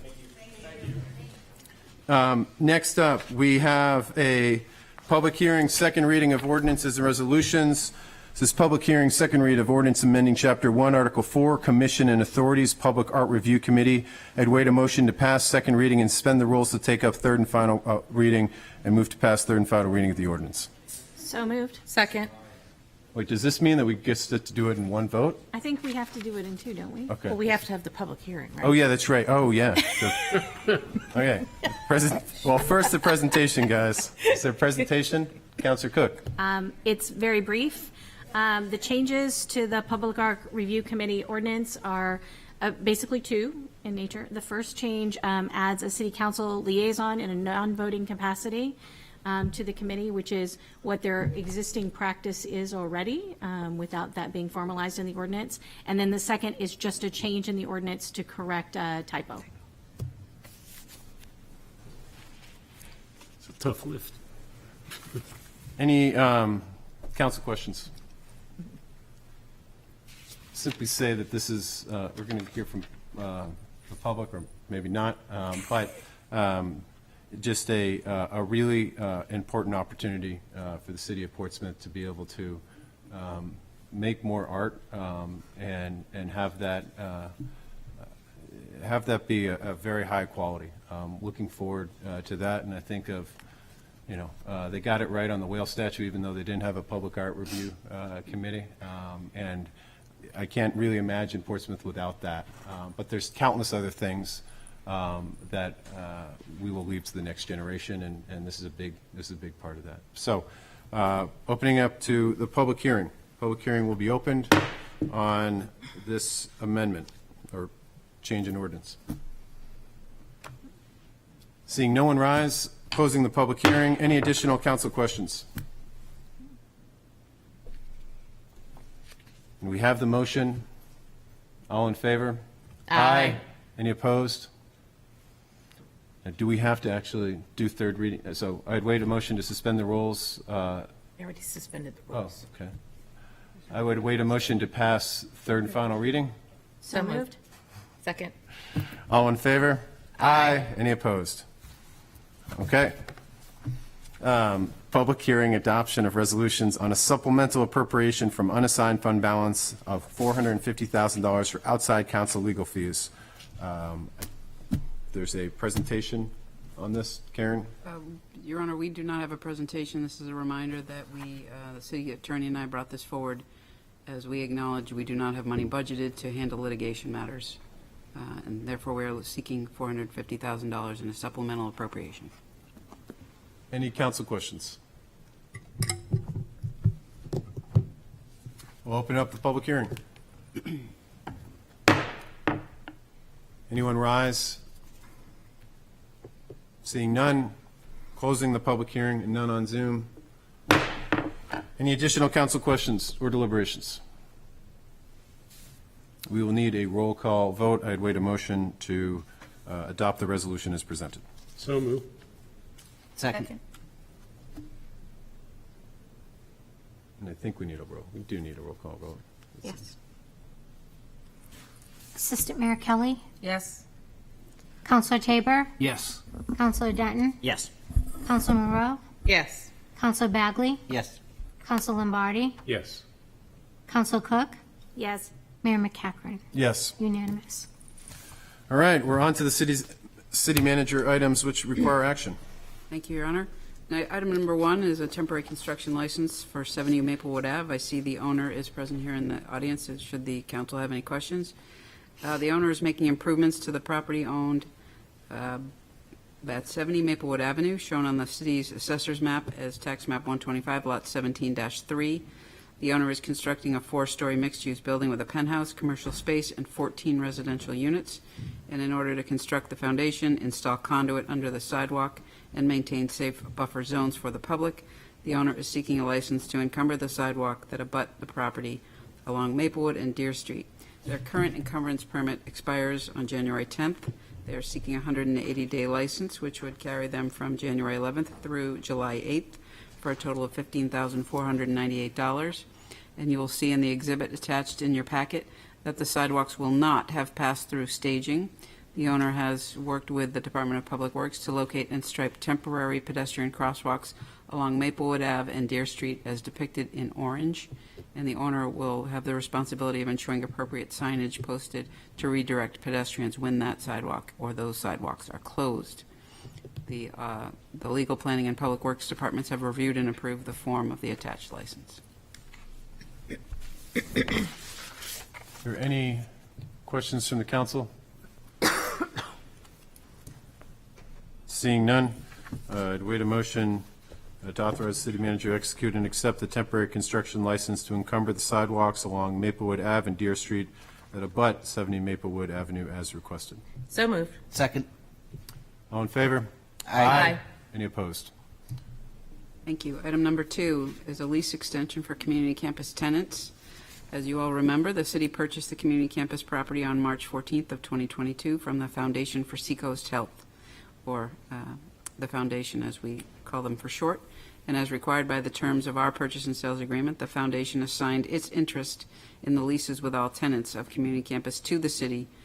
And at that time, there were 5 tenants. There now remain 4. One did leave because of lack of funding.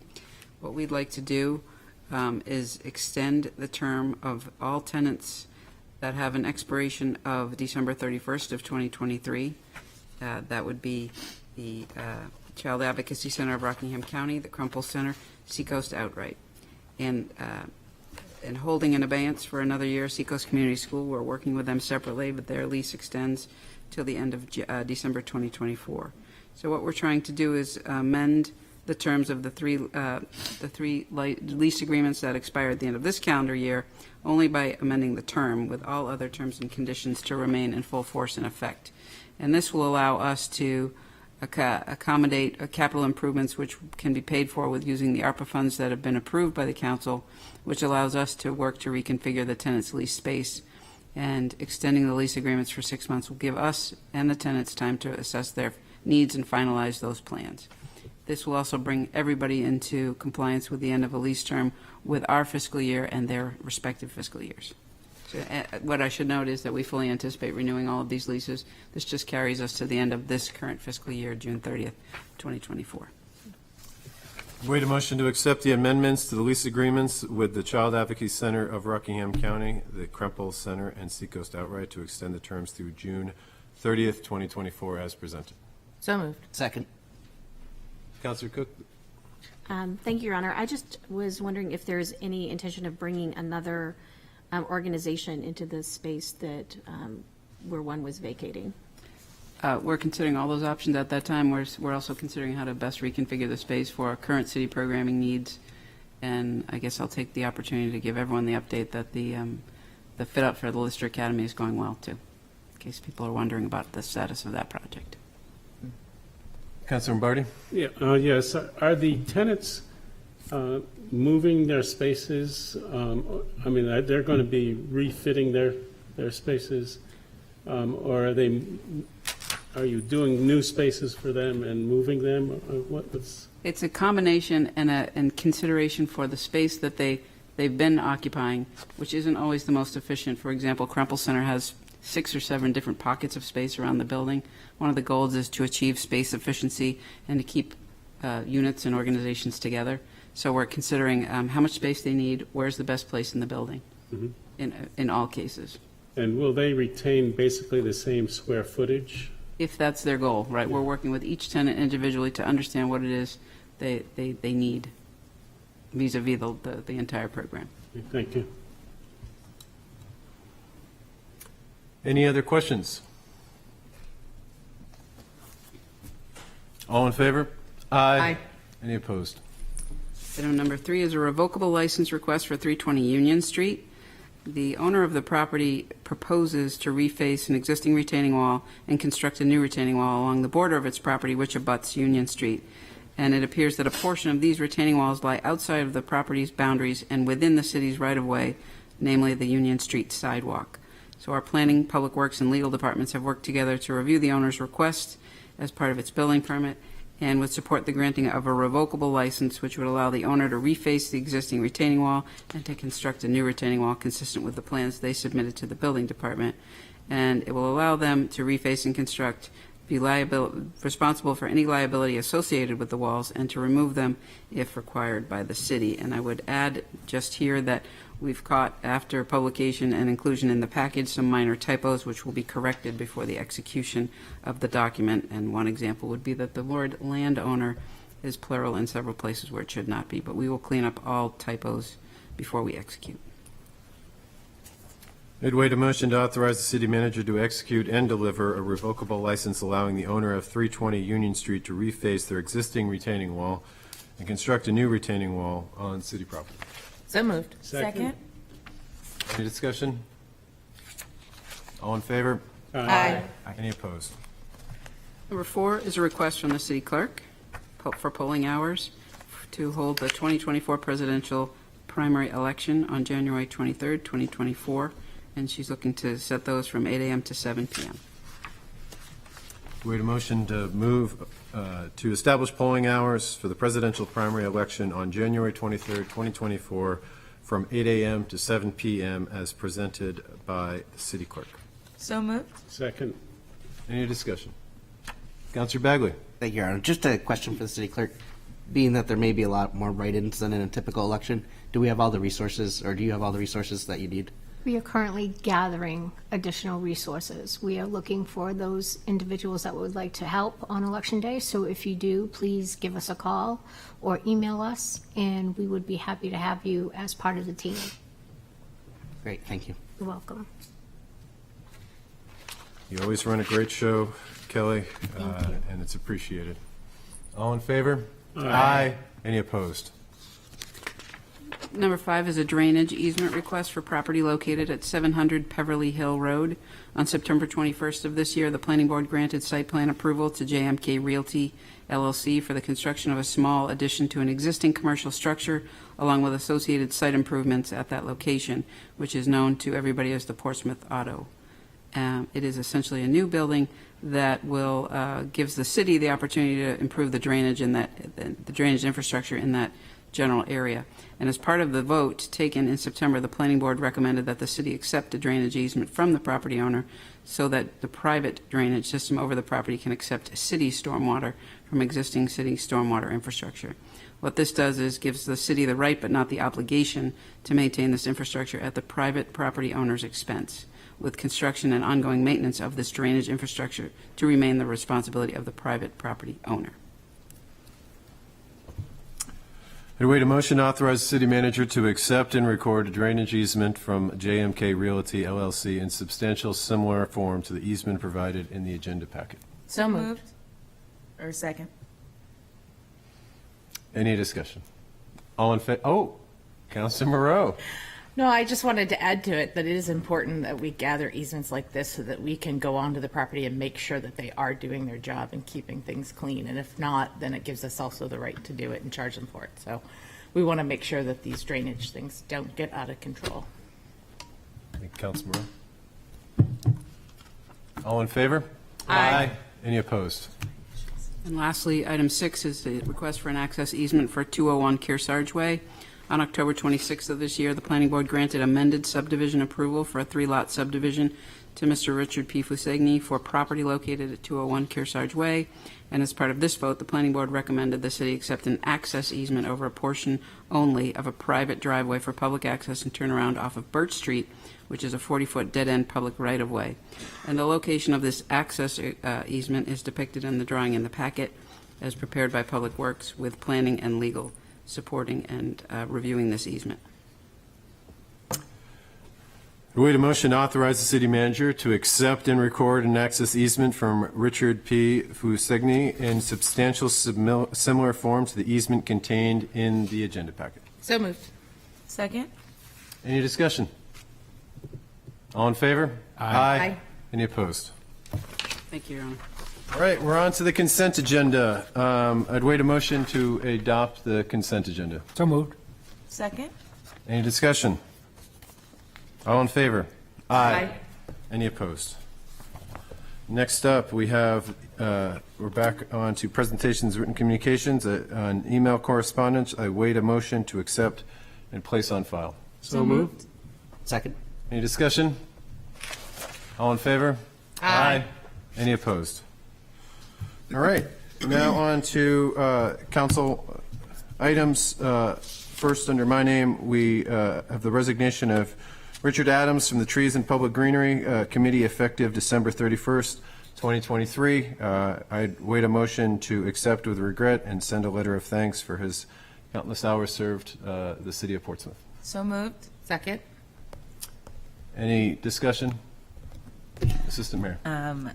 As some of you know, I sit on this committee. It's a really, really, not that everyone else isn't, but it's a really thoughtful committee. We were able to celebrate Dick at our last meeting, but for me as a counselor, and I would say a younger resident of Portsmouth, the knowledge that this committee, and especially Dick, has brought into the history of the growth of the city over, several decades is absolutely insurmountable. And so, on my half, I, personally would like to thank Dick and obviously the Trees and Greenery Committee.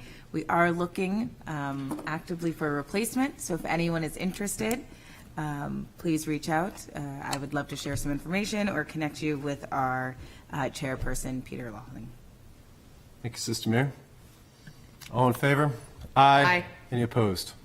Appointments to be voted on. We have a few. Stephen Bussell to the Cemetery Committee, Kelly DeCrossy to the Citizen Advocacy Committee, Susan Derwing to the Citizen Advocacy Advisory Committee, Alice Carey to the Conservation Committee, Maria Pepes to the Library Board of Trustees, Tyler McLaughlin to the Library Board of Trustees, Rick Chelman to the Planning Board, Paul Giuliano to the Planning Board, Peter Weeks to the Trustees of the Trust Fund, and then we have Emma Stratton, Courtney Perkins, Karen Rosalia, Robin Albert Lehman, Linnea Grimm, John Eilis, Eli Kaner, Kenneth Goldman, Jason Goodrich, Genevieve Alshali, Jeffrey Cooper, Catherine Sorelia, Teresa McDowell, all to the Arts and Cultural Commission, and Lenny Mullaney to the Public Art Review Commission. I'd wait a motion to approve the applicants as presented. So moved. Second. Any discussion? Thank you all for the efforts. There's a lot on here. We'll have more appointments in the new term, but appreciate everybody that's willing to step up and serve. Councillor Cook. Thank you, Your Honor. I just wanted to once again reiterate thanks to everyone who served on the Arts and Nonprofits Committee and the Cultural Planning Subcommittee, and note that we have a lot of individuals who have served the city for some time on those committees that we are voting on tonight for the Arts and Cultural Commission, and I'm sure they will continue to do an amazing job for the city. I agree. All in favor? Aye. Any opposed? Next, Councillor Denton and Councillor Blaylock. Thank you, Your Honor. And I'd like to start by thanking everyone who came out tonight. It's not lost on me that tonight wasn't just our holiday event. Many of you likely had holiday events of your own this week. It's also not lost on me that instead of snow for the week just before Christmas, it was over 50 degrees today, and we are under both the coastal flood watch and a wind watch. So it is our intent to hold first reading on Tuesday, January 16th, 2024, to amend Article 4, Commissions and Authorities, Section 1.403, Historic District Commission, C, Powers and Duties, by adding a sentence similar to the following at the end of paragraph 1. The review of solar energy panels is not within the purview of the Historic District Commission's powers and duties. Because this is the last meeting of the term, making any motion would have the same exact effect as just stating it is our intent to do this, because one thing does not carry over to the next term. We do ask that the legal department do a review to ensure that this complies with both state statutes and our own ordinances, and possibly offer better language, if you could think of such a thing. And likewise, we welcome alternative suggestions from the staff that would achieve a similar goal to what we have. I know that there are other ordinances that will still apply to the HDC if this were to move forward. One in the zoning ordinance is that solar energy panel language, and that term itself needs to be redefined, but it currently says it cannot be visible from a point 20 feet above the edge of the street, right of way on the opposite side of the street. So that will remain intact regardless. So there will still be regulations in place. It's not going to be, as one of the speakers said, just people essentially doing what they want. Now, at one point I do want to make, I know people love solar arrays and renewable energy. It is far more important, if you have the opportunity, to simply seal your house. The only way we're ever going to mitigate climate change is not renewable energy, it's by using less energy, and that's a far better way to do it. I've been following solar arrays in the HDC for 8 years now. The only HDC meeting I went to speak at was be 8 years, I believe, this January, where I presented the renewable energy, the National Renewable Energy Laboratory's recommendations for HDCs on what they should be considering when it comes to solar. And I've been following the progress of it ever since. Councillor Blaylock and I are just 2 votes. Obviously, he can't speak to this tonight. And my position is pretty well known, that when it comes to what do I value more, the historic district's particular character, or if this wasn't either or, making sure that the owners of houses were allowed to install solar if they wanted to, I would lean towards the latter of the two. But we are a council of 9 up here. So like I said, we're welcoming recommendations from staff if it will achieve the same ends of what we propose. Thank you. Councillor Denton, Councillor Moreau, this is not a motion, this is simply. Correct, it's just talking. And just so folks watching at home, this is because we cannot carry any business over, as Councillor Denton pointed out, but it's worth repeating. No business can be carried forward, even if it's all 9 of us plan to be here January 2nd. It is an intent. So we're discussing something without a motion. Correct. Okay. Just to have my 2 cents about this, I guess I would like to slow down and take a moment to have a larger discussion around what it means versus just changing something. So I love the idea of maybe the HTC and the Sustainability Committee having a work session together to really have that back and forth conversation and try to come up with maybe some guideline or principles that could work in both instances. I just think that just making a blanket change and without truly looking at what might be able to, as far as guidelines go, be put together is a mistake, in my personal opinion. So I would like to see a little bit more of a conversation happen around this. And if the council needs to be part of that conversation, then great. That'll be a really big room with a lot of people in it. Assistant Mayor. Thank you, Honor. I would second the opinion that I think a work session, whether that be Council, HDC, Planning Department, or Sustainability Department, but I do think we're at a point in time where, as was mentioned, the HDC is under 50 years old in its establishment, but we're at a rapidly changing time. And I agree with many people who spoke about the battling of the morals that we are kind of holding close to as a community. And so I think it's time that we have a lot of these discussions. And to me, it makes sense. The first step would be a work session.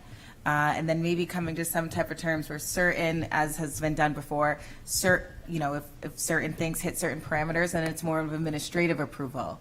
And then if certain things hit a threshold, then it goes to HDC. But I think either way, we need to have a much bigger conversation because while I know it was said that, there's only been a dozen or so in the last 8 months, and then, 4 approved, 2 denied recently.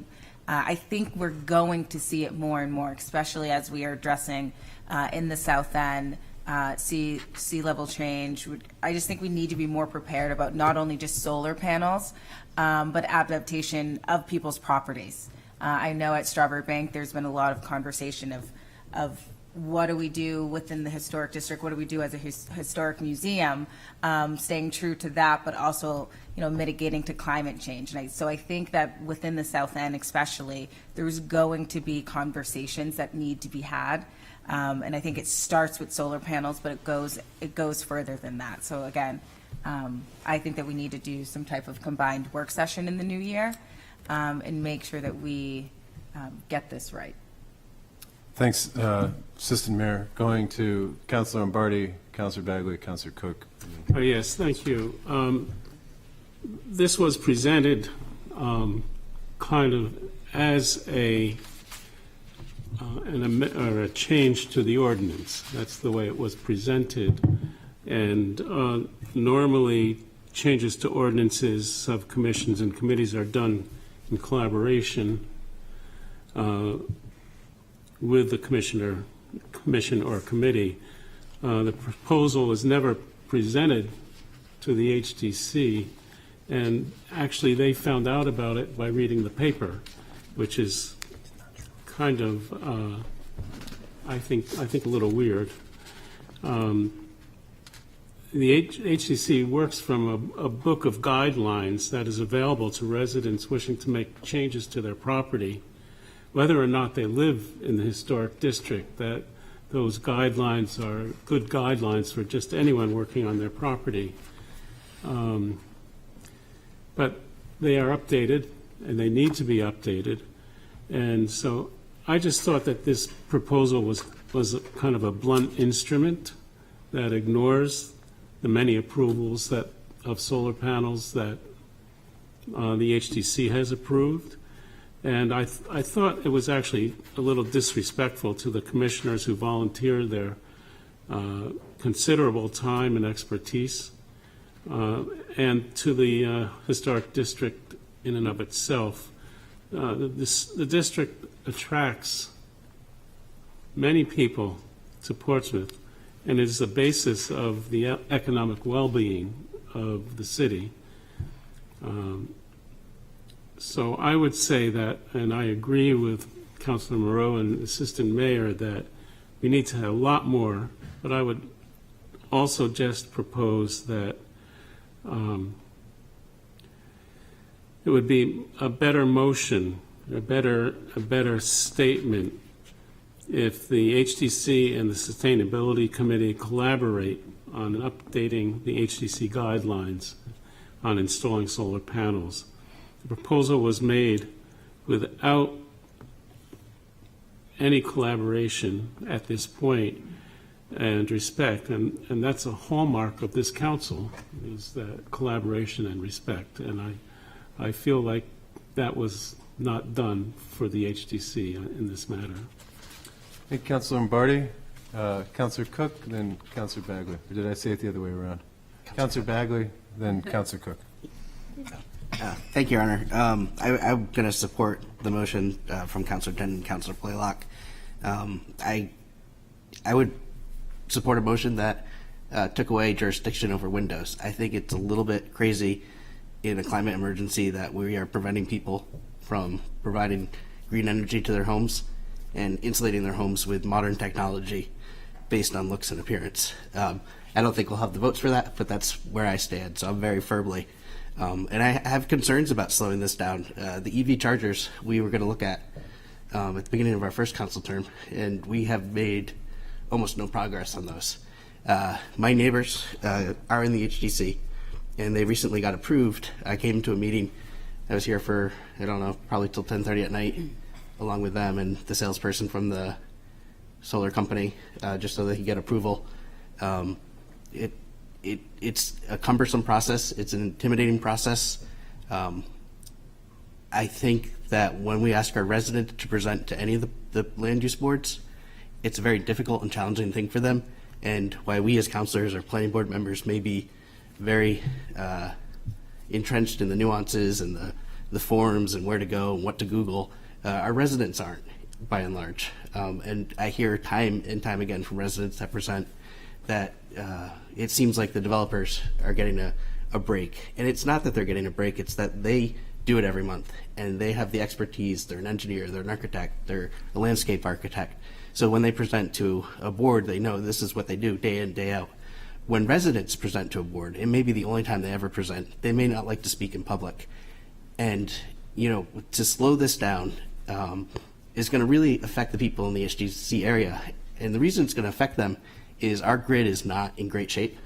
And as every solar array goes up, there's less and less capacity in the grid to support that solar array. So over the next 3 to 4 years, the people that get in first on solar are going to have a significant advantage over their neighbors, because their neighbors may not be able to get the solar because the transmission, transformers can't support that many more solar arrays. And Eversource is saying it's a 10 to 15 year timeline to update those transformers because it's prohibitively expensive. We've got EV vehicles coming online. It just seems to me that this is a no-brainer to put sustainability and our electric grid ahead of appearance. Hey, Councilor Bagley, Councilor Cook. Thank you, Your Honor. I was really struck by one of the comments this evening from one of our HDC members about this not being an either-or decision, that you can have both. You can have preservation and you can have solar. And I think that that's really important to remember when we're discussing issues like this. It's not, I have neighbors, I live in the historic district, and I live in a particularly sensitive area of the historic district because it's visible from the river in the scenes that everyone takes pictures of the city. And so we see these pictures all over our tourism, in brochures about the city, and my house is sitting there, and so are all of my neighbors' houses. And I know there's a lot of sensitivity about what that image looks like and the historic nature of the city, but one of those houses has solar panels. And I think that that's the thing that we're missing when we're really careful about how we make decisions about solar. We can have solar and we can have historic preservation. But maybe what we need to do is work more on the guidelines and make sure that the guidelines are clearer. And I think that that's in general with the historic district. This is something that we've been discussing I know that the Historic District Commission has been talking about it. I know several counselors have been concerned about it for several years, that the Historic District guidelines in general, not just around solar, can be incredibly confusing to homeowners because there are a lot of calls that are made. Nothing is laid out in its specifics about what you can and cannot do if your house is a certain age. This is why the issue of windows comes up frequently. If your house is a certain age, what kind of windows can you have? Well, it's not clear in the Historic District guidelines. So what happens is the Historic District Commission has to make a call on that. And that's confusing to individuals. It also means that it costs them a lot of money to come before the Historic District Commission. I think that that's the big piece that we often miss at the city, is that a regular homeowner who wants to replace 4 windows on their house has to hire an attorney and have their contractor present to come before the Historic District Commission because they don't know how that's going to work. They don't understand the process. They don't know what they need to ask for. And so that's usually the process that they go through, and it can be an extended process just to get a few windows. Solar is similar. So by making the guidelines overall clearer, I think that we can win on both fronts. And I'm very concerned about this because I sit on the Sustainability Committee. And so I've been working very hard to make sure that we improve our sustainability measures across the city, because I'm really concerned about sea level rise. 4 houses down from mine, the street floods every time there's a supermoon and a really high tide. And I'm worried about my neighbors losing their homes. So we have to be working on these sustainability measures, and we have to be working on them now. It's reasonable to have a work session to discuss this, but also we have to be mindful that we don't just have a work session. We have to move forward. I'm concerned about timelines because it takes often too long for us to get this work completed. And so I would support further discussion and then moving forward. I also want to remind all of our residents that if you're really concerned right now about your footprint, you can sign up for 100% renewable power tomorrow through Community Power. So you don't have to wait until you get solar panels on your house. You can have 100% renewable electricity just by signing up with the Community Power. Hey, Councilor Cook. Councilor Tabor. Thanks, Your Honor. I read today that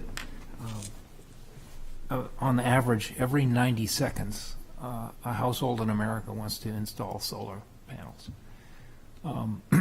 And I think we heard that kind of demand from some of the folks who spoke tonight. I also was struck that we have a majority of our HDC, 5 of 9 people, saying this shouldn't have to be solar panels or keeping the character of our historic district. There's a way to achieve both. It seems to me we should be asking the planning staff if we as a council want to have installing solar panels as the rebuttable presumption in the historic district. What are the reasons that we would turn down an application and make those as minimal as possible? I would think, in the next term, we'll be setting some goals for us as a city to reduce our carbon footprint. And that's going to take all of the residents of Portsmouth. So it's tricky when you say all of the residents can help except this one area, maybe 4 out of 10 get their solar panels approved. I think we need to set a policy direction that we want to reduce our carbon footprint. We want to enable people in the historic district to participate the same way the rest of the city can participate in lowering their carbon footprint with solar panels. So where do we draw the line as something that would take away too much historic character? these are on roofs. These are not windows, these are not at eye level. So I think that's what we need to ask staff to develop, and maybe the HDC to develop. But I know for myself, I would like to see it be absolutely as easy as possible. That if I'm a homeowner in the HDC, it's pretty much the presumption that I can do it unless certain drastic elements of the character of my house are undone by this. Councilor Tabor, well, I guess everybody else spoke on this, so I'll say a couple of things, I suppose. First, I just note that it's, this is the last council meeting that we're going to have in the 400th year of our existence as a city, and it's fitting that we're talking about the historic nature of that, and then how do we ensure it being around for another 400 years. I don't know if my dad made some improvements to his house in 70 Dennett that the HDC did not like, and then they extended the HDC one block over to encapsulate his house. Or that's the story he tells me or told me growing up. So it has a strong purpose, I believe, and if you think back to all the buildings that we would have lost, we'd be like every other part of New Hampshire.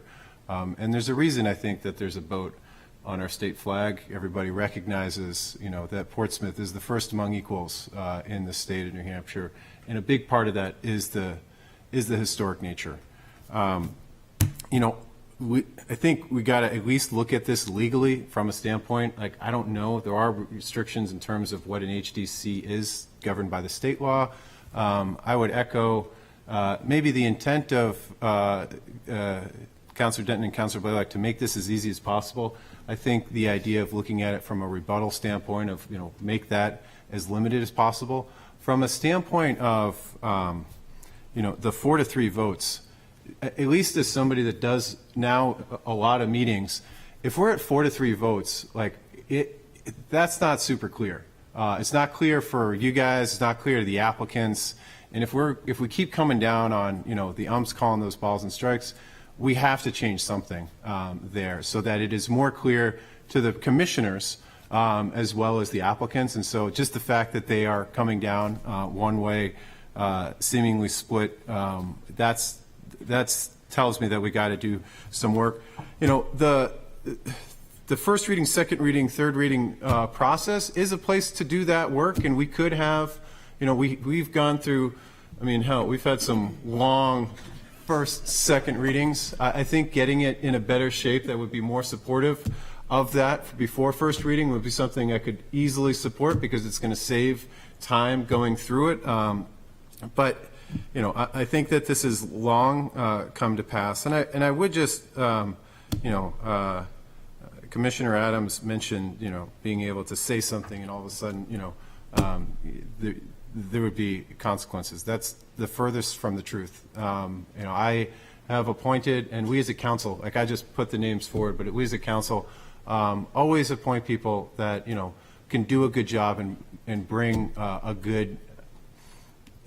good passion, the time and the energy, but a passion to the work, because when there's more voices at the table, the result is a lot better. So whether or not we agree on any particular issue, we all agree that the goal of Portsmouth is the same, and that we're going to do our best for that. I think that there's an opportunity to do our best. I think that having it either be first reading and then we have some fact-finding in that, if the Sustainability Commission, I don't think that these issues are at odds. And in fact, we were lucky enough to host, for the first time, we stole it away from another town, but it was the history above water, and that was how historic ports and seacoast or coastal communities are dealing with climate change. I think that as aesthetics are, we probably went away from the aesthetics of gas lamps because they ended up burning down your house, more or less. I think the aesthetics of solar panels can grow, especially as they come to symbolize certainly one person's commitment to climate change and the effects of that, but a community making sure that from a historical perspective, we're looking at preservation, but we're also looking at doing more than our fair share in Portsmouth. I think those two, both our historical preservation and our eco-municipality, which we signed up for in 2007, can be aligned on this, and I look forward to aligning those. And I thank Councilor Denton and Councilor Blaylock for bringing this forward as a much-needed conversation, which we didn't have a motion for, and so we all just got to talk as much as we wanted. So kudos to us. All right. All right. So with no motion and no action, I imagine that as part of all of these, legal will look at any of those, and if we have it at the next meeting, we have the opportunity at first reading to bring in other participants or send it to any working group that we may deem fit at that time. But appreciate members of the HDC coming out this evening and sharing your thoughts on this this proposed ordinance change eloquently and with deft and passion that you come to represent Portsmouth. So thank you for carving out part of your time on December 18th. All right, we're on to Councilor Cook. Thank you, Your Honor. I would just draw everyone's attention to the Governance Committee year-end update in your packet, and that's it. Thank you. Excellent. Councilor Cook, that was amazing.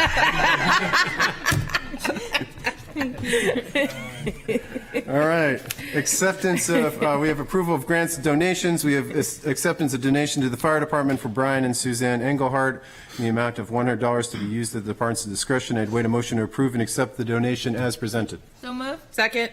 All in favor? Aye.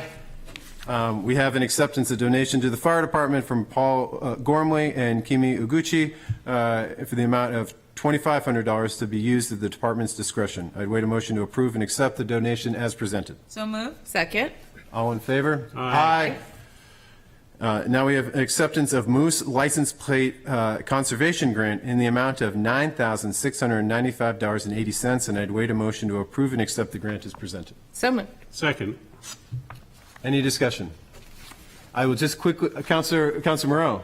I love that we get these every year. We do, but we could actually get a little bit more. We could get $304.20. They're up to $10,000. And this is a question asked: what are these?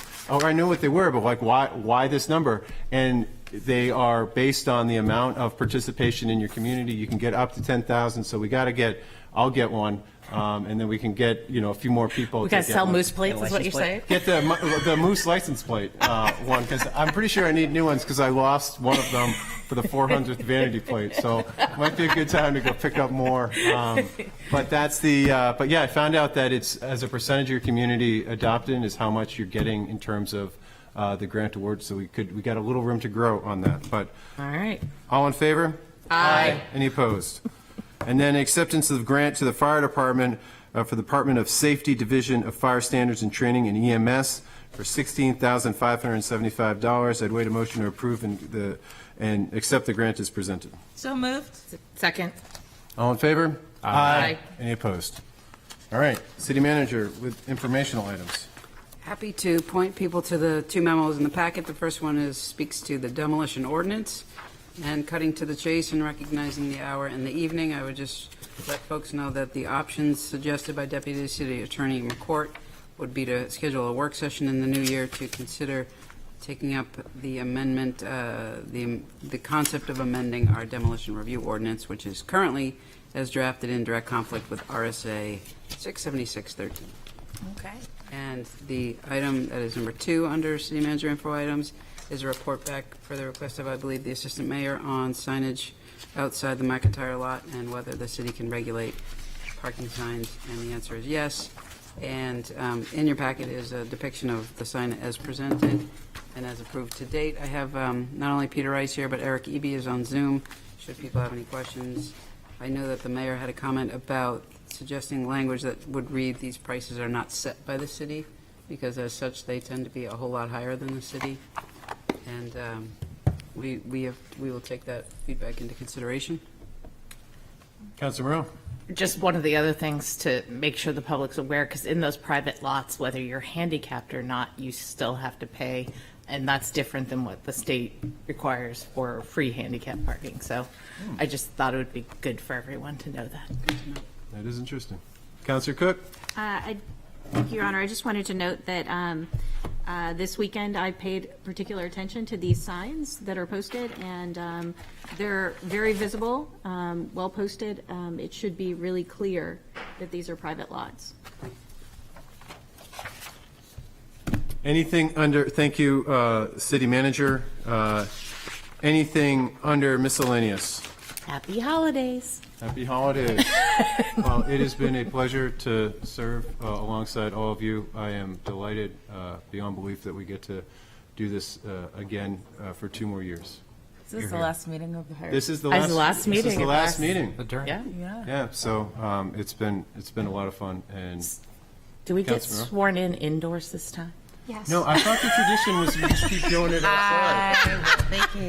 I feel like we really need a makeup All right, after that 19 degrees in the parking lot. Yeah. I think, we are going to do it inside. Okay. Public if they'd like to come. So January 2nd at 7 p.m. Here in council chambers, free and open to the public. Look forward to the inauguration of not just the council, but the school board, fire commission, and police commission. It is a joyful evening that we will probably have much longer. It will be much longer than it was last or 2 years ago, because it will not be 19 degrees in here. Councilor Lombardi. Literally frozen. I just want to reiterate what you said, is that it's been a pleasure to be working with this council. We made history, but I think that history of being all reelected reflects not only us, but reflects the staff and the work that the city manager does, and I think what I hear from people is that the city's being run well, and I think that's the staff just as much as this council. So. Thank you. Maybe even a little more. Maybe a lot Probably more. a lot more. Definitely with Kevin. All right. Well, I'd wait a motion to adjourn this So evening's moved. meeting. Second. All in favor? Aye. Aye. Good night, Portsmouth.